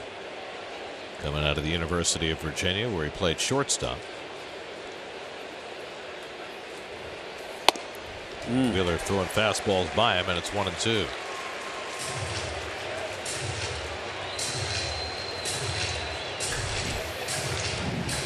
Wheeler not quite as overpowering today as in his last start. He had 21 swings and misses against the Giants, only 7 so far today. He's still been good, real good.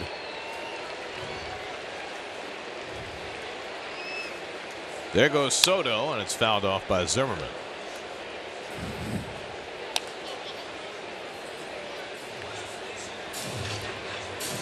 At the top of the National League East, the Braves are playing in Miami again tonight, after the Marlins shut them out last night.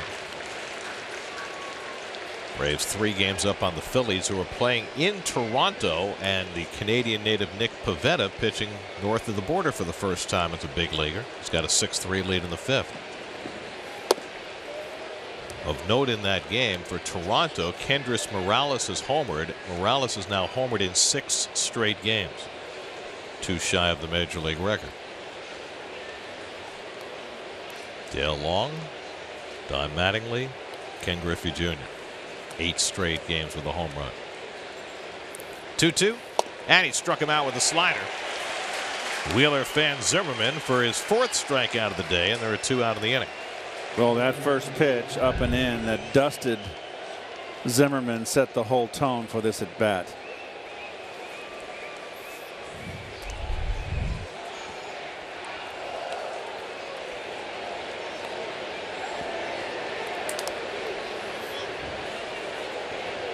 They were whooping before they hung the 4th K. Here's Matt Wieters, who struck out and grounded out 0 for 2.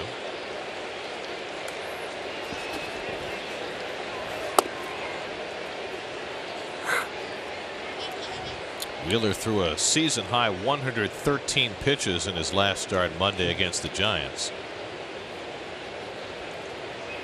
So you wonder whether that will take any toll on him as he works through the middle to late innings of this game. 88 pitches so far today. And a soft toss that Homer has to reach down for. Final game of this series tomorrow. Steven Matz goes for the Mets against the rookie right-hander Jeffrey Rodriguez. Coverage begins at 12:30 tomorrow on SNY as you look at the city probables. Mets have not seen Rodriguez.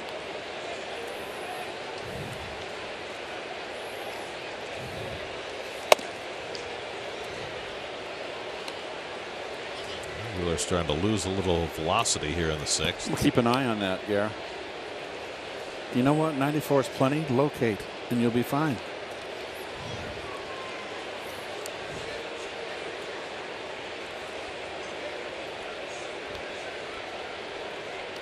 Soto at first with 2 out. And he gets the curveball in for a strike. 2-1 to Wieters. That slow curveball on the outside corner, that 12-6 drop. It's 2-0. It's, you know, if you're a hitter and he puts it on the outside corner off speed, you're going to take it. Good pitch. Wheeler is due a turn at bat when the Mets come up in the bottom of the 6th. I would not be shocked if this is his last inning. Soto runs. It's a strike to throw to second, and he got him. Rosario put the tag on the arm of Soto. Good throw by Plawecki, and that ends the top of the 6th. Well, it took a perfect throw. That throw's up about the waist. He's going to be safe. Maybe not. That is perfecto mundo. Oh, did he get him on the chest before the hand hit the bag? Apparently so. The Nats are not going to challenge the call. Oh, you got him in the armpit, Gare. Still no score at Citi Field.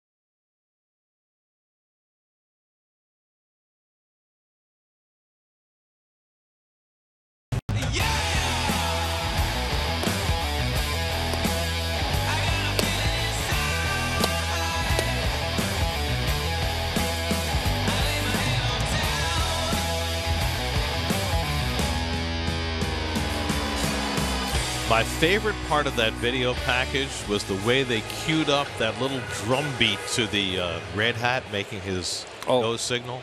That was so well done. Our guys are just brilliant.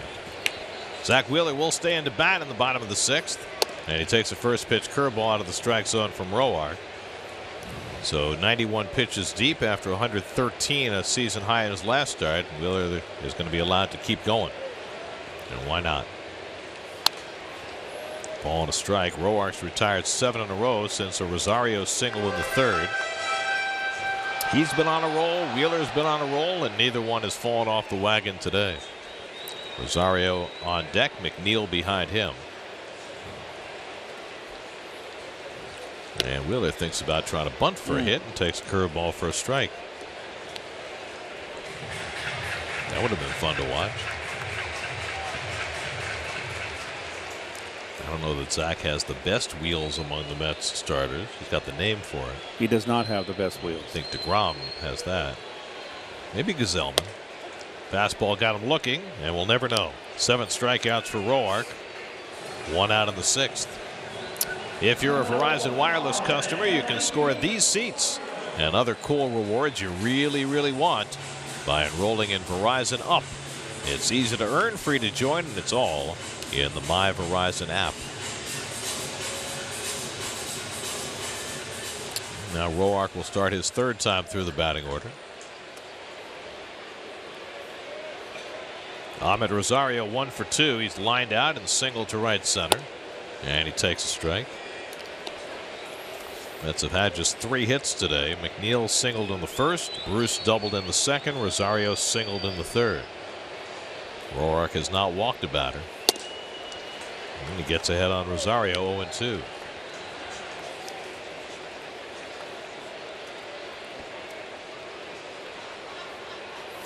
We noted earlier, watch the leg kick with 2 strikes. Shouldn't have one. So.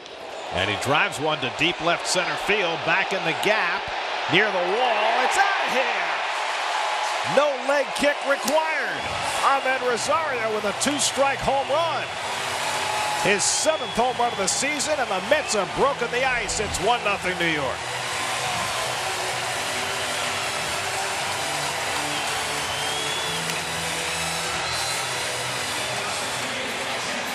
Well, who says he loses power without a leg kick? Didn't we say if he's comfortable doing it, why not do it all the time? That worked.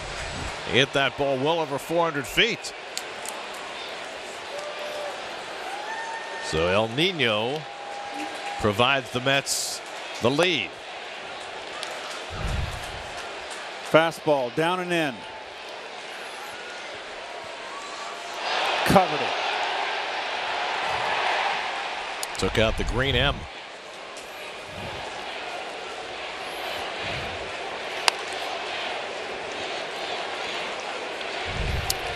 Watch the leg kick, the front leg. Just not even a leg kick, excuse me, a toe tap almost, not even a toe tap.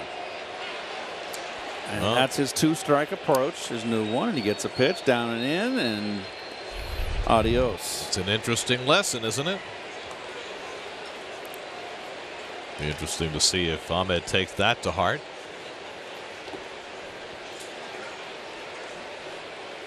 That Mets home run means City will donate enough for No Kid Hungry to provide 20,000 meals to kids in need. Jeff McNeil's first big league home run came against Tanner Roark. That was in Washington when the Mets were down, I believe it was 19-0 at the time. And he takes the curveball down 2-2. McNeil has a base hit today, now has a 10-game hitting streak. Popped up in his last at bat.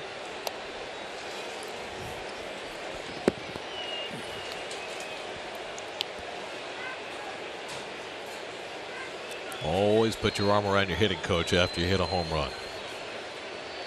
Share the glory. McNeil lifts this one out to right, and Eaton has room. 2 out.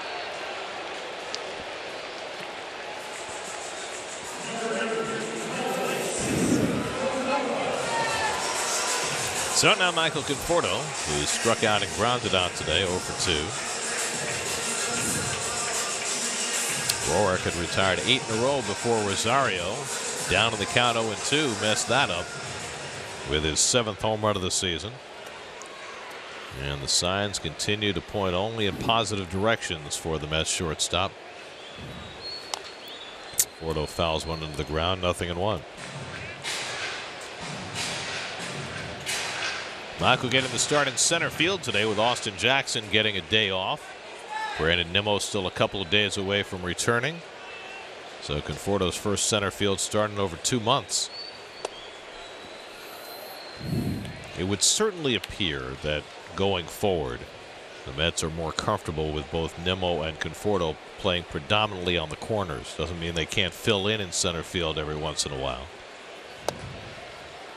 But I think they're going to be focused enough on improving their defense going down the road that they need a center fielder to play center field. You know, defense to me is kind of overshadowed. When you got a good pitching staff, I want some gloves. Well, look what Oakland's doing this year with great defense. Turner pills in the pop-up by Conforto. That retires the side, but the Mets now have a lead thanks to Ahmed Rosario's home run.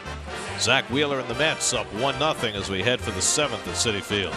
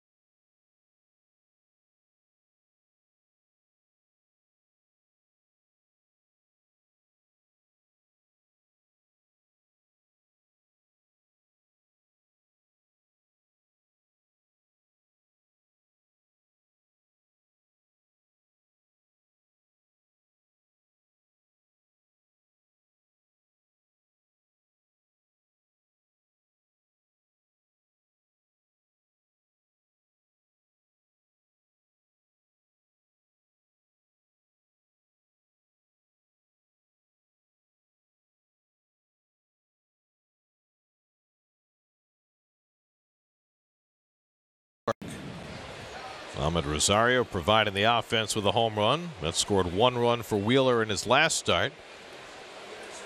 And he gave up 1 run over 7. He's held the Nats scoreless through 6. Matt Wieters leads off in the 7th and fouls off a first pitch fastball. Well, he's got the bottom third of the order here. 7, 8, 9. And whenever your team in a deadlock like this, Tanner Roark's the first to blink. You run out there. They give you the lead. You shut the door. The Nats have now gone 24 straight innings without scoring a run. Washington has never been shut out 3 games in a row since the team moved to Washington from Montreal. Last time the franchise was shut out 3 games in a row, it was the last year of the Expos, April of 2004.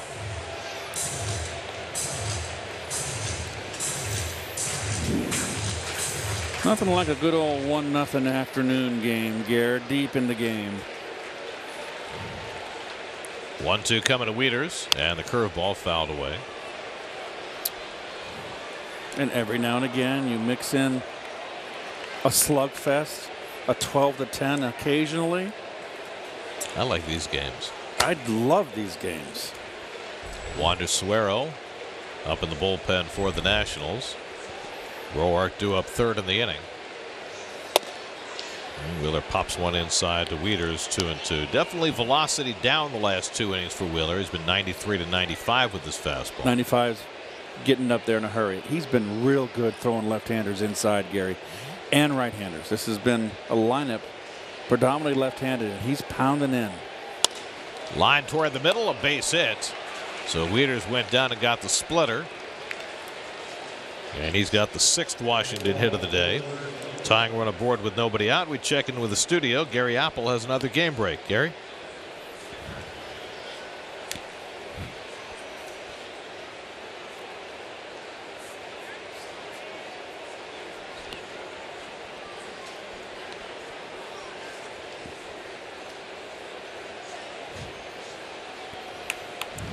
Oh, and Asdrubal Cabrera has 3 hits in that game, too. He had really been struggling.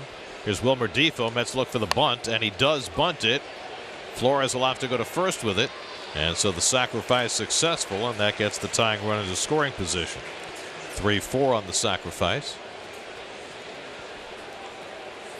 Well, after a couple pitches inside the Wieters, who's now on second base on the sacrifice, this is a split finger, and it's down and away, folks. So as a pitcher, looking to let go with one hand, you just got to tip your hat there. I made my pitch. I'm happy with that pitch. I'm going to get an out 95 out of 100 times. Those guys make a living too. So now Andrew Stevenson will bat for Tanner Roark with the tying run at second and 1 out. Let's have the bullpen cranking. Drew Smith, the right-hander. Daniel Zamora, the left-hander, with Wheeler at 98 pitches for the day. Stevenson pinch hit last night. He had an 11-pitch smorgasbord against Seth Lugo before he struck out. It was a really good at bat for Stevenson. Yeah, he finally chased a high fastball out of the strike zone. Wieters, not much speed at second, so it takes a pretty good hit to get him home. And Stevenson goes after a high fastball and fouls it back, picking up where he left off in his last at bat. Last 6 games, opponents with runners in scoring position against Wheeler, 3 for 29, including 1 for 6 today. McNeil playing very deep, a little bit in the outfield fringe.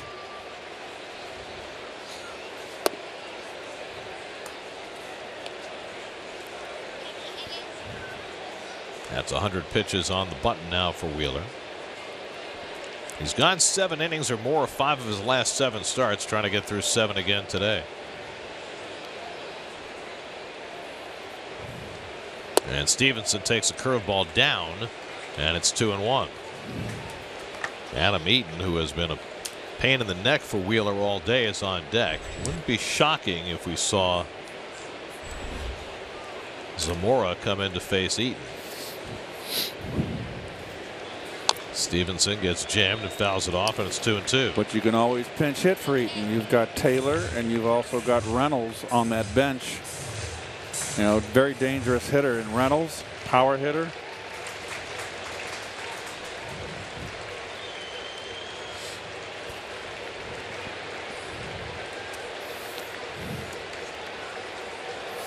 Two to the pinch hitter Stevenson. And he comes low and in, full count. Zach has walked 3 today. First time in the last 8 starts that he's walked that many.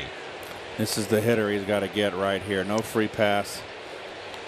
And here's Stevenson for the 2nd straight night, pinch hitting and running a 3-2 count, as he did against Lugo last night.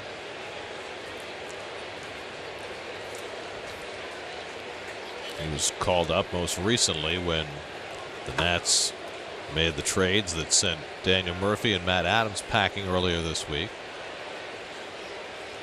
And you can't get on the same page, Plawecki and Wheeler. Something away. Now the 3-2, and he popped it up. Let's see if it stays in play. Plawecki hoping, and gets there at the screen and plucks it. What a play by Plawecki. Right before the ball was going to come down and hit the screen, he got the glove out, caught it in the webbing, and held on. Big time play. Another snow cone.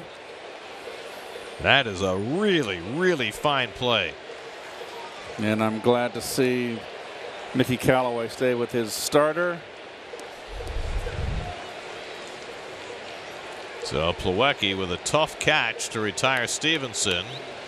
Now 2 out, and it's left to Adam Eaton, who's been on base 3 times in a row today. A drag bunt single, a walk, and then a hard hit single and a right.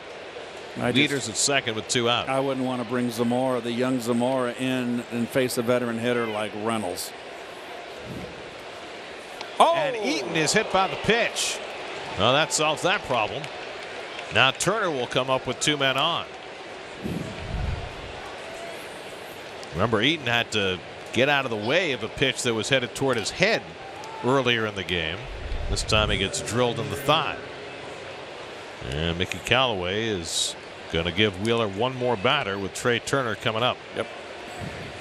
Turner is sacrificed, singled to right and walked today. He's 1 for 1. Another little pesky hitter here.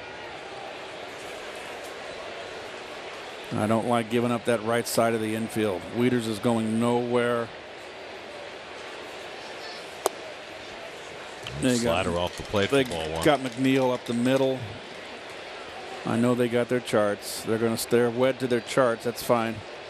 Well, there's your StatCast AI powered by Amazon Web Services. They pitched him away, and he got a base hit the other way. Yep. Back in the 3rd. And high fastball fouled back, and it's 1-1. So I would be, right here where a base hit going to tie the ball game. I wouldn't pitch him, and I would pitch him as you're playing him. In other words, pitch him in, play to pull, pitch him in. Play opposite field, pitch him away. But can't pitch him away right now. You got to pound him in. 1-1 to Turner, and the curveball. He goes welling at a pitch over his head, and it's 1-2. Well, you got a break here. This was a sailing hanger, and Turner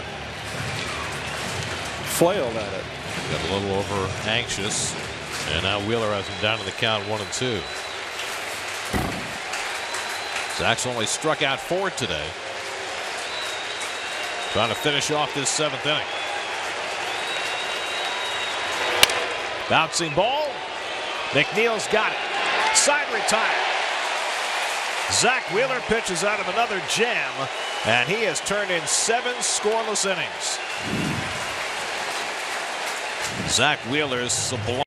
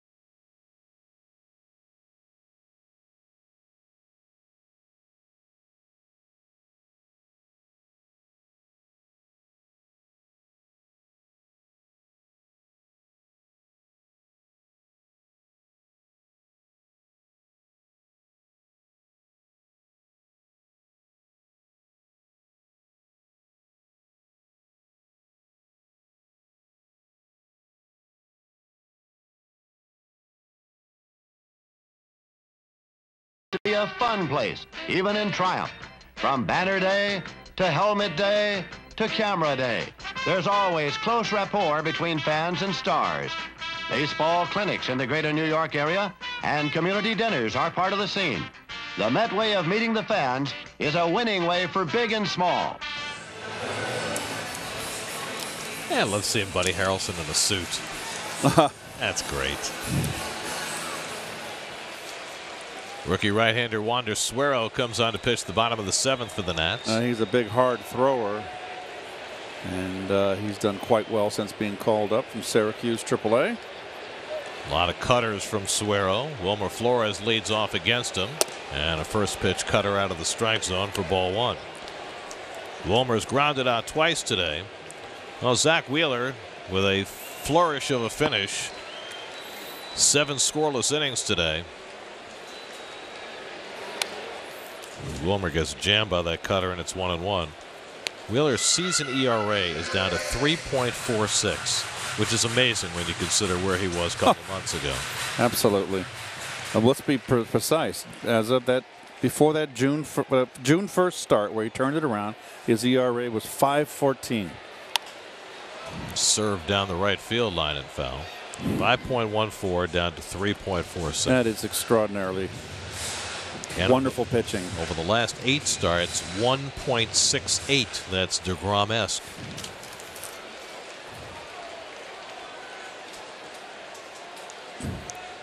There are certain things you're going to take away from this season if you're a Met fan in a year where the Mets have not been competitive in terms of the postseason, as Wilmer strikes out. And one of the prime things you're going to take away is the development of Zach Wheeler.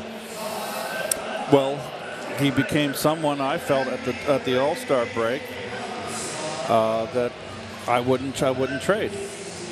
Untouchable.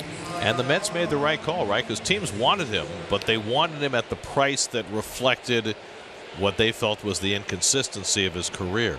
Yes. As opposed to what he has become over the last 3 months. I mean, he's got to do it again. You know, this year is not over. You're only as good as your last start.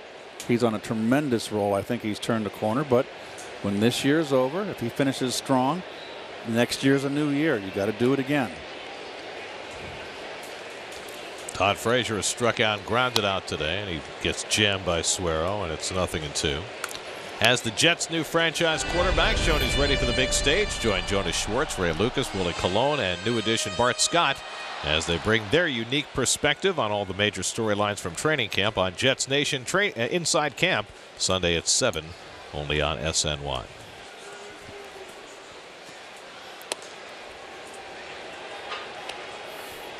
Wander Suero, 26 years old. It's taken him a while to get to the big leagues, but he's made an impact. The Nats have had such strife in their bullpen.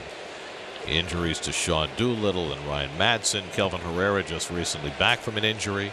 They traded Brandon Kinsler. They sent Sean Kelly packing after his tantrum against the Mets. And a guy like Suero has picked up a big part of the slack. Oakland picked up Kelly, right? Yes. How's he been doing for them? Do you not followed? Do not have an answer for you, but we'll get one for you. Their bullpen's been great, though. Familia's done a nice job. Frazier drives one deep left field. That ball is out of here. 3rd home run in the last 4 games for Todd Frazier. His 15th of the year. And the Mets double their lead. It's 2-0 New York.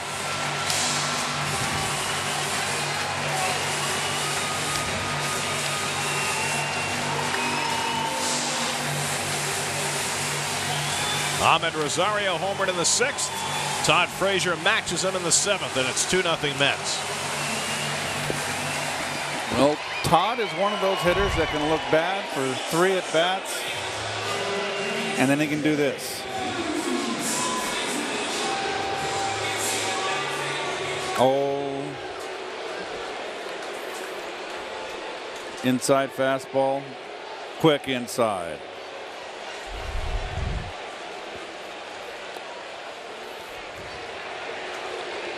Well, Frazier homered in back-to-back games on Wednesday and Thursday, and now he's homered for the 3rd time in 4 days. Number 15.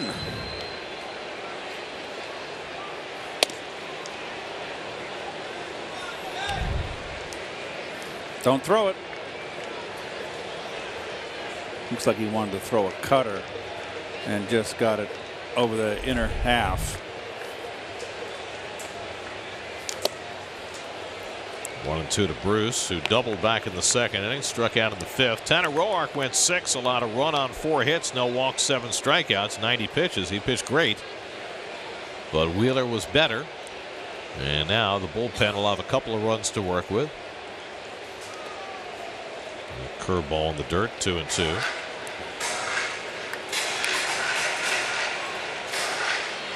The animal, like Brad Leslie. Remember Brad Leslie? I sure do. People's United Bank brings you today's starters, and both were terrific. The only blemish against Roark, the Rosario home run in the 6th. Another curveball, and it's 3-2 to Bruce with Bautista on deck.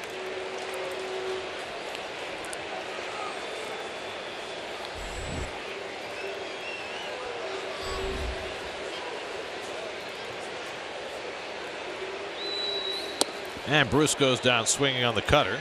So Suero has a couple of strikeouts, bookending the Frazier home run. And there are 2 out.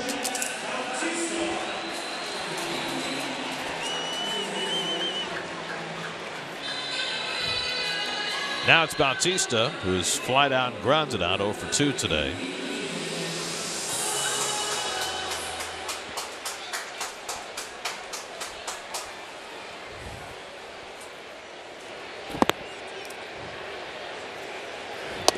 What a strange year it's been for the Washington Nationals. But by the same token, what a strange decade it's been for the Washington Nationals. Boy, did it all start that one year in the playoffs when Strasburg shut it down.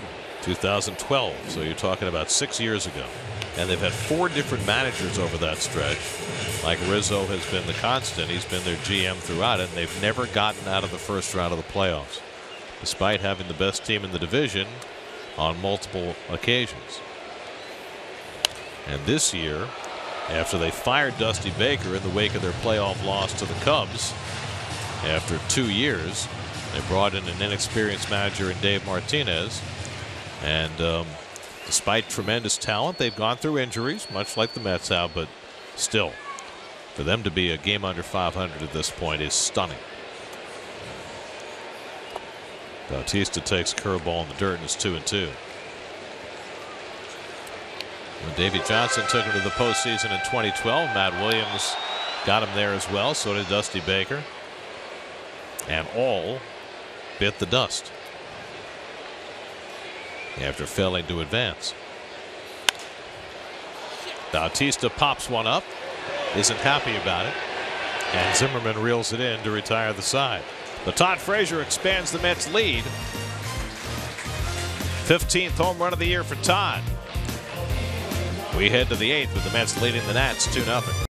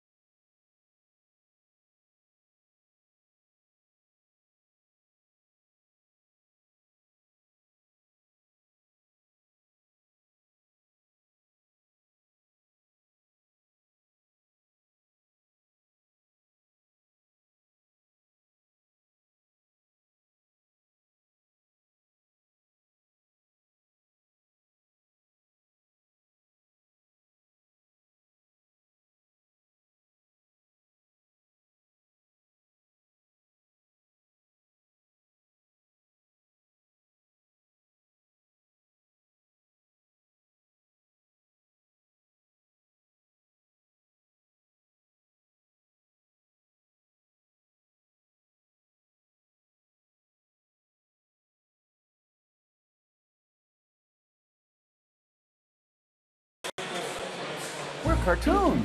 You know what this means? We only have to do voiceover. Oh, we're at it again, Gary. Keith and Ron go on a cartoon adventure on an all-new episode of the SNY.TV digital series, The Amazing Life, presented by Coca-Cola. Watch it now at SNY.TV/Coca-Cola.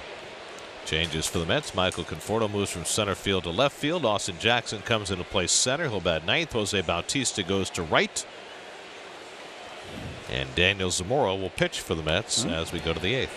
Zamora has been sent right to the top of the food chain here. Coming in late in ball games has been terrific so far. That big sweeping slider. Brought in here to face Bryce Harper, who is 0 for 2 and a walk. Grounded into a double play with 2 men on his last time up in the fifth against Wheeler, who went 7 scoreless innings today to continue his incredible run. And now Zamora trying to make it stand up. And he throws that slider just off the plate to Harper, 1-1. Zamora came in against the Giants to get 1 out in the ninth inning his last time out. Battled with Brandon Crawford, got him on a fly ball to left field. And now brought into the eighth inning in a 2-run game. And he mixes in a fastball, but it misses outside. 2-1. Anthony Rendon on deck, then Juan Soto, left, right, left. And the Mets keeping the bullpen busy. Drew Smith and Jerry Blevins are both up. It's nice to have 2 left-handers in that bullpen. And Harper pulling off the slider, and it's 2-2. Everybody getting to see Daniel Zamora for the first time, and that slider has been a deadly weapon so far. And he's got that sidearm delivery, a little difficult to pick up. Just up from Double-A and enjoying early success. 2-2 coming to Harper, and he manages to get a piece of that slider. Well, they have the videotape. We have the visual as well, watching Zamora. I think they're looking at the limited amount of games that he's been in, and you've got to realize that he's a breaking ball pitcher. He likes his big sweeping slider. Throws it about 75% of the time. 2-2 to Harper. Oh, got away with that one. Left it over the plate. So he's got to worry about 2. He's got, because he's sidearm, Gary, that slider stays flat. Doesn't have much down tilt. So it's on the same plane coming out of his hand. He's got to make sure that he doesn't get too far down. It's Laredo. 7th pitch of the at-bat coming to Harper. Missed the front door, and it's 3-2. You wanted to throw the off-speed one there. Well, if he walks Harper, pretty good bet that Drew Smith comes in to face Rendon. Might be the case even if he retires Harper.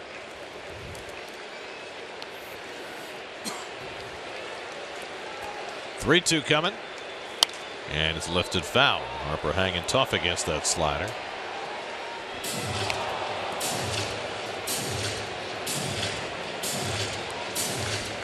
Daniel Zamora, California native who came east to play his college ball at Stony Brook.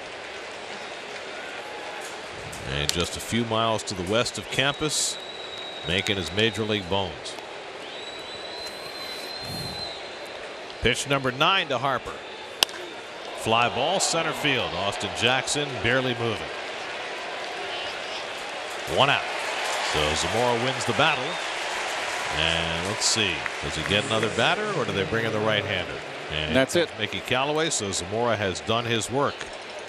He retires Harper, and then it'll be on Drew Smith to try and get out Rendon. Nicely done by the young left-hander. Call to the bullpen brought to you by Verizon. We'll be right back.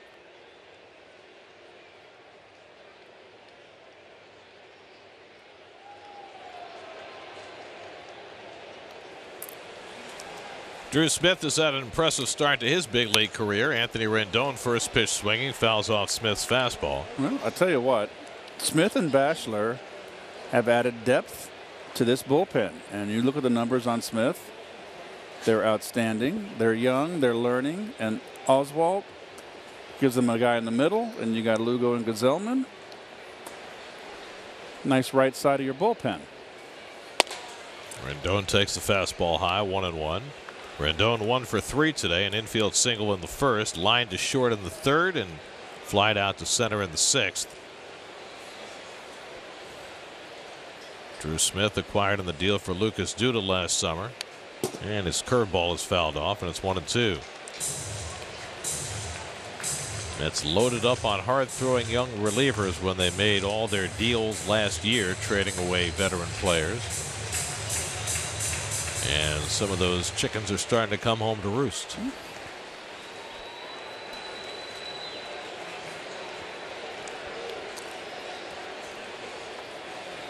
One-two coming. Up and into Rendon. Mets bullpen has been better and better. And in August, second best in the National League behind the red-hot Cardinals. And even better than that, the second half of August. Rendon drives one to right, but right at Bautista. 2 out. So now you got another left-hand hitter coming up in Soto, but Soto's been better against lefties than against righties, so I'd assume that Smith's going to stay in, even though Blevins is up at the bullpen. Sure, he's going to stay in, and a home run now. That home run by Frazier, the extra run, if Soto goes deep, it's not a game changer. So do you think if Rendon gets on, does he bring Blevins in to face Soto? He might. He might. But how are you going to find out about these young guys? I go back to Soto hits lefties better than righties. Why wouldn't you leave a hard-throwing right-hander in? I want to see what these young guys can do in tight ball games. I like the fact that they're in late in tight situations. This is the time to do it. 1-1 to Soto, who's 1 for 3 today. Had an infield hit his last time up, but then was caught stealing on a good throw by Plawecki.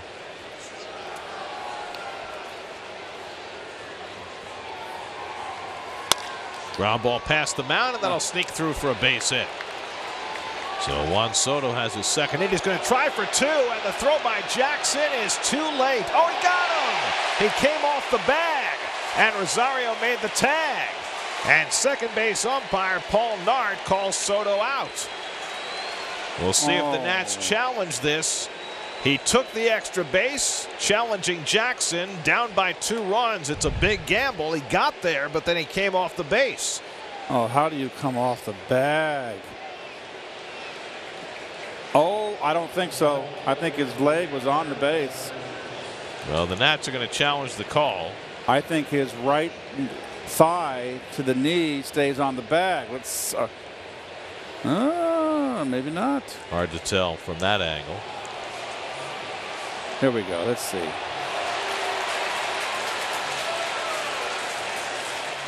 God, you guys stay on the bag.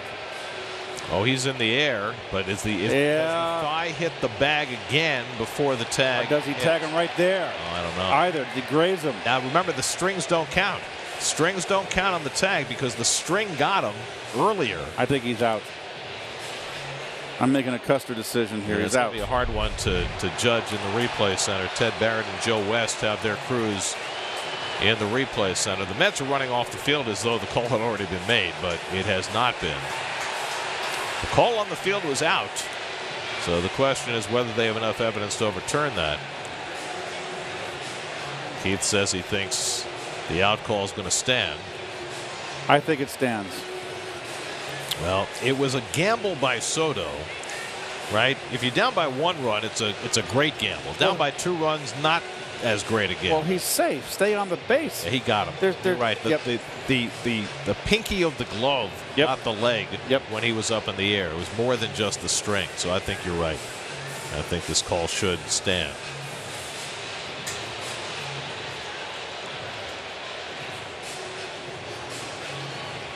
And we'll find out now. Here we go.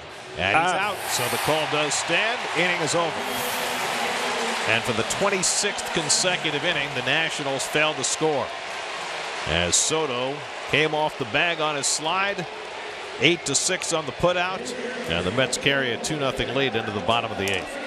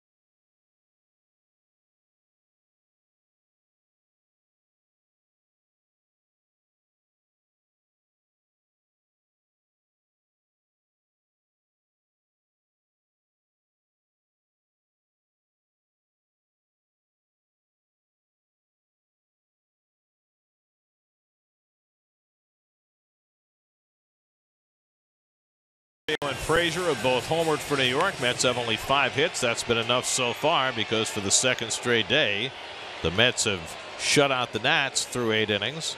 Nats haven't scored a run since Wednesday. Veteran Greg Holland has pitched better for the Nats than he did for the Cardinals this year. Yeah, he struggled with the Cardinals. They released him. Nats picked him up. The veteran. I mean, consider this. His whip, walks and hits per innings pitched with the Cardinals, was 2.24, which is just dreadful. His whip with the Nats, 0.82, which is outstanding. More like the Greg Holland of old. Kevin Pilecki takes a strike. Austin Jackson in the on-deck circle. He's in the number 9 spot. And then Ahmed Rosario as the Mets look to add on here in the 8th.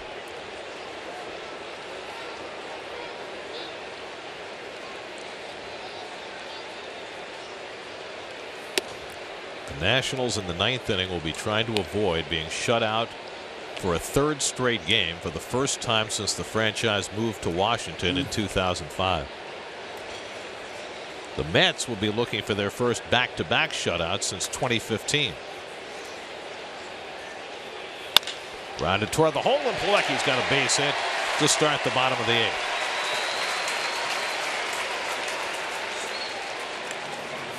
Time for Built for Baseball, brought to you by T-Mobile. Long ball for the Mets today.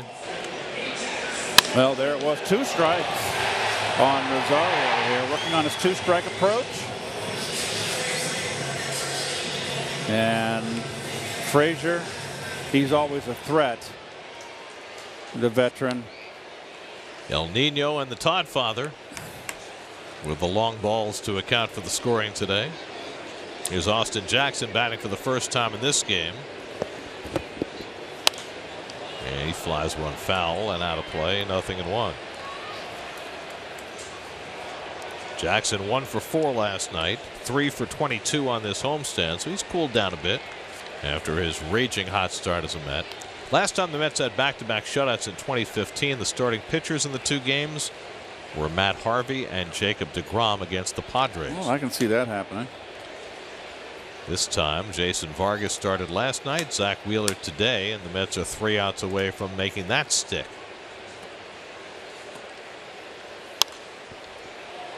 Quickly 0-2 to Jackson.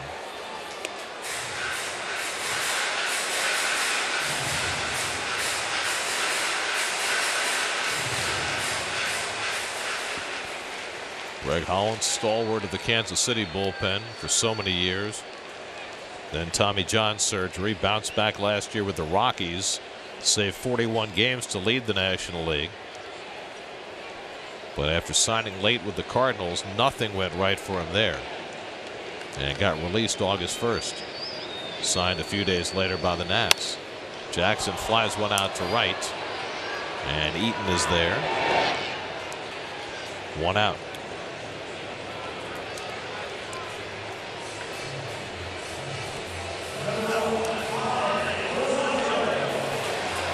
Now Rosario, who broke the scoreless tie with a 2-strike home run in the 6th inning. He's gone 2 for 3 today. And Paul Sewald, who picked up his first professional save earlier on this homestand, might be getting ready to try and earn a second.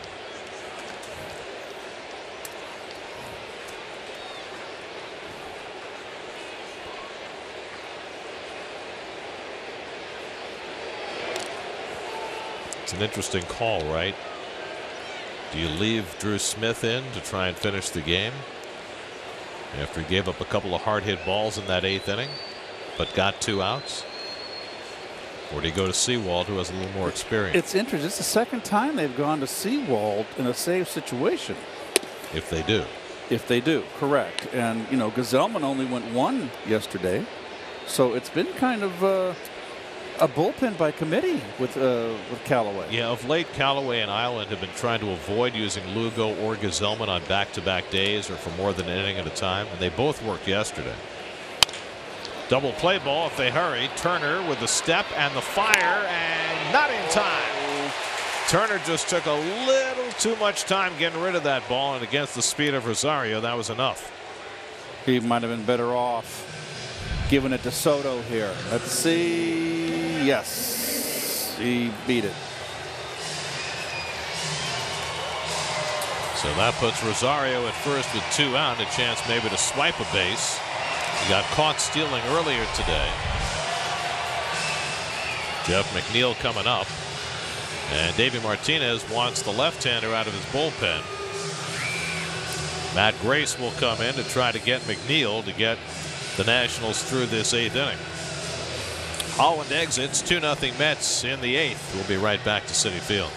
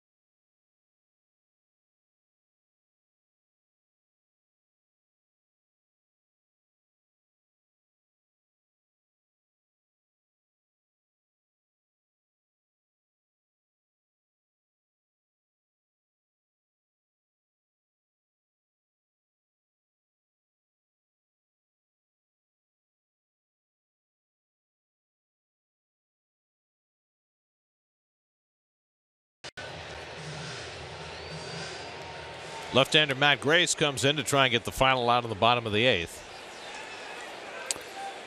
42nd game of the year for him.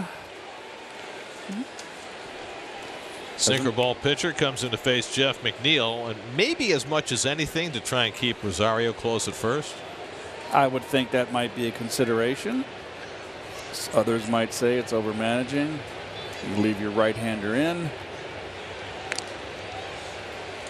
But that's today's game. They, heaven forbid, you leave the right-hander in and you get burned. Leave yourself open for the old et tu, Brute. Well, the thing about it is there was a time when you wouldn't even consider taking Greg Holland out in the middle of an inning, one of the elite relief pitchers in the game. McNeil cracks one into right field, and he has another hit off a lefty. Rosario going first to third. Eaton's throw across is not in time. And Jeff McNeil just continues to produce against left-handers and right-handers alike. His second hit of the day. Well done. He stays in. No hanging slider, but if you pull off, you're not going to get a base hit.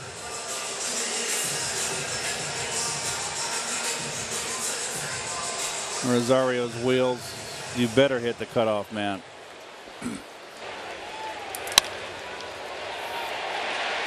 But he can fly. Well, his speed kept this inning alive on what looked like a sure double play ball. And now he goes first to third on the base hit by McNeil, leaving it to Conforto with first and third and 2 out. Michael's 0 for 3 today, and he punches one the other way for a base hit, and that brings in Rosario. Michael Conforto goes the other way through the gaping hole. He drives in a run, and it's 3-0 New York. That's how you do it. Well, so much for that theory. I'm going to swing for a home run with 2 outs because if I just get a base hit,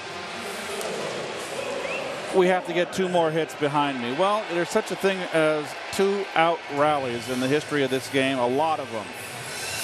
Well done. Fastball inside out a little bit. Stays level.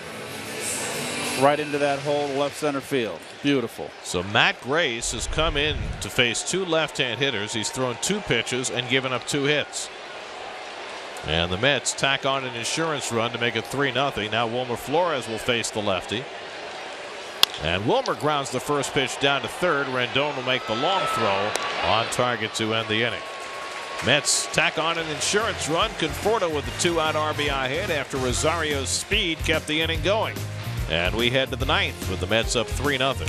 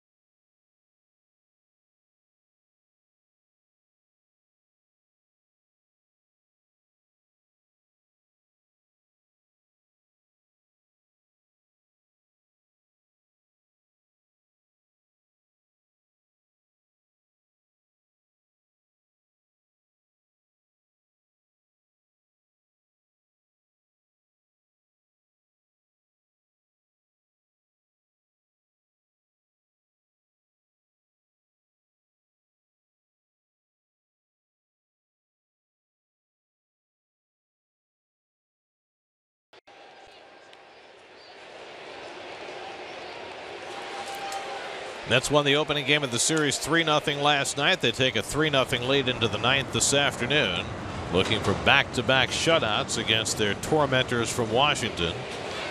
who had been 51-19 in their previous 70 games at Citi Field. Drew Smith stays in to start the ninth and throws a first pitch fastball for a strike to Ryan Zimmerman. Zimmerman is 0 for 3, popped up, grounded out, struck out. Wieters and Defoe to follow. Smith got 2 outs in the 8th, but 2 hard outs.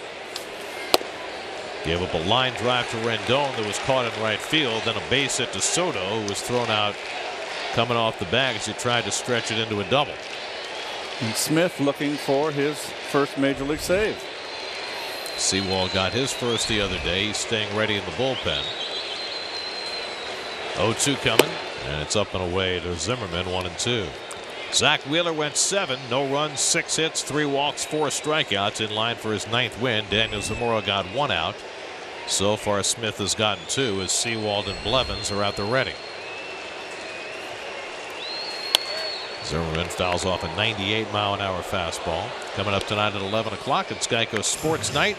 Look at all the baseball news and get you ready for Jets and Giants.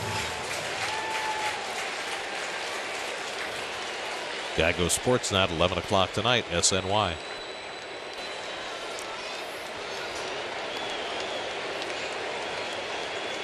One-two coming. Foul back. The Nationals have already been shut out 13 times this year. Only 2 teams have been shut out more. The Tigers 16, the Pirates 14. The Nationals, despite being 5th in the National League in runs scored, have been shut out 13 times and in danger of a 14th today. 1-2 to Zimmerman, and the curveball misses. 2-2.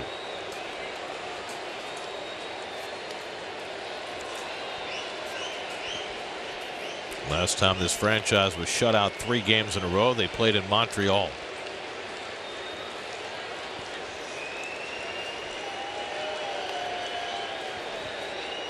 Seventh pitch to Zimmerman. Popped it up. Flores coming in to call. 1 out. Let's check in with the studio, see what's coming up on WB Mason Post Game Live. Gary Apple and Jim Duquette. What you got, guys?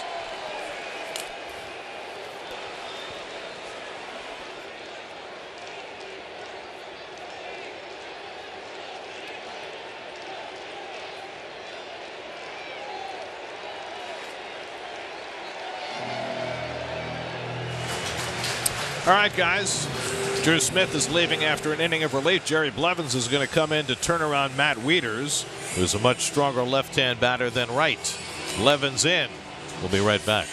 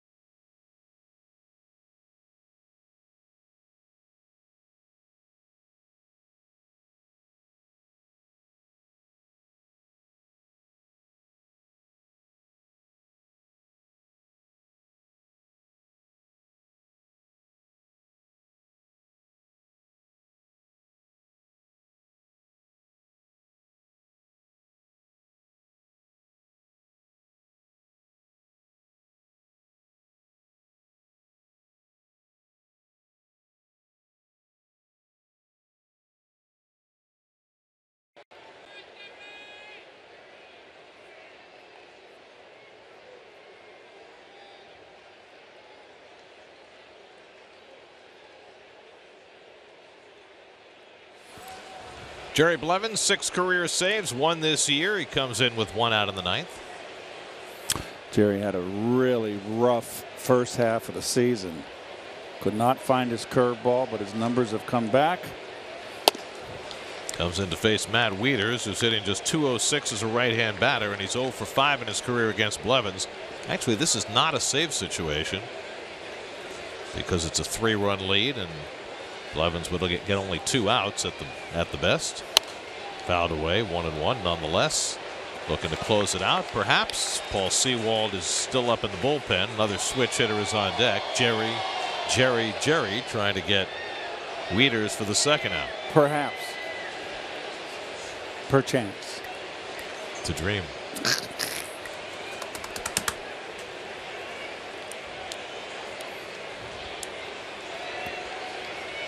Wouldn't it be fun to be a Shakespearean actor? In like the 1600s? Like the caliber of Laurence Olivier. Kenneth Branagh. Can you imagine Hamlet, front stage, all you that? know, you're closer to that than I am. Good fastball by Blevins to get even on Wieters, 2-2. I mean, you know, you've got your SAG card. Yes, I do. You know, you've been down that road. Maybe it's your next career. I had that soliloquy on that. You could play Lear. Oh, perfect. 2-2. Curveball sits a little high. 3-2. And I've got the daughters too. Wow. Who's your Cordelia? That would be Mary.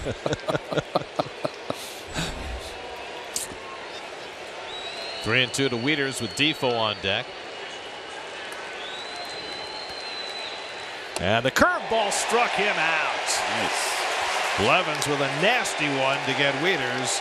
And the Nationals are 1 out away from their 3rd straight game being shut out. There's the curveball that had eluded Blevins the entire first half of the season. So 1 more out to get. Wilmer Defoe is 0 for 2 in a sacrifice today.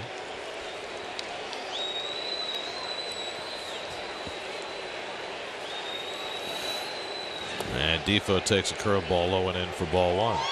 Defoe, like Wieters, is a much better left-hand hitter than right. He's hitting just 184 as a right-hand batter. Final game of this series tomorrow, Steven Matz against Jeffrey Rodriguez. And then the Mets head on the road for 9 to Chicago, San Francisco, and LA. And Defoe takes that curveball for a strike, and it's 1-1. Mark Reynolds out on deck. He'll pinch hit if Defoe can keep it going. Blevins trying to nail it down for Zach Wheeler. It would be Zach's 7th straight win. And Defoe hits it out to center field. Jackson is right there waiting. And the ball game is over.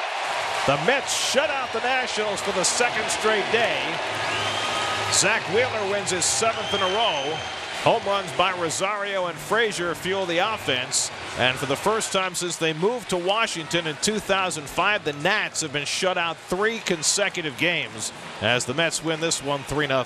Well, a lot to do with that is Zach Wheeler, who gets his 9th win, his 7th in a row in his last 8 starts.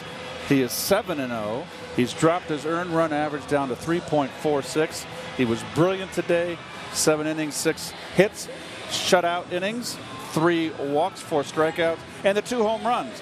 Very impressive home run from Rosario, a 2-strike home run, made it 1-0, his 7th, and then Frazier, his 15th. Game summary presented by Jim Beam. First back-to-back shutouts for the Mets since they did it against the Padres in August of 2015. For every Mets win, the Mets organization is proud to contribute $2,500 to Northwell Health and the Katz Institute for Women's Health. For more information, visit northwell.edu/Katz. This win brings the total contribution so far this season to $145,000. New York Mets baseball on SNY is brought to you by your Mercedes-Benz Tri-State dealers. Mercedes-Benz, the best or nothing. By Geico, the #1 insurer in the New York market. and by Jim Beam, the official bourbon of the New York Mets. Final score this afternoon, the Mets 3, the Nationals nothing. Mets will go for the sweep of the series tomorrow with Steven Matz on the mound against rookie Jeffrey Rodriguez. Coverage begins at 12:30 tomorrow afternoon right here on SNY. Now for Keith Hernandez, Steve Gelbs, and our entire SNY crew, I'm Gary Cohen at Citi Field. Time for W.B. Mason post-game live. Let's join Gary Apple and Jim Duquette in the studio. Take it away, guys.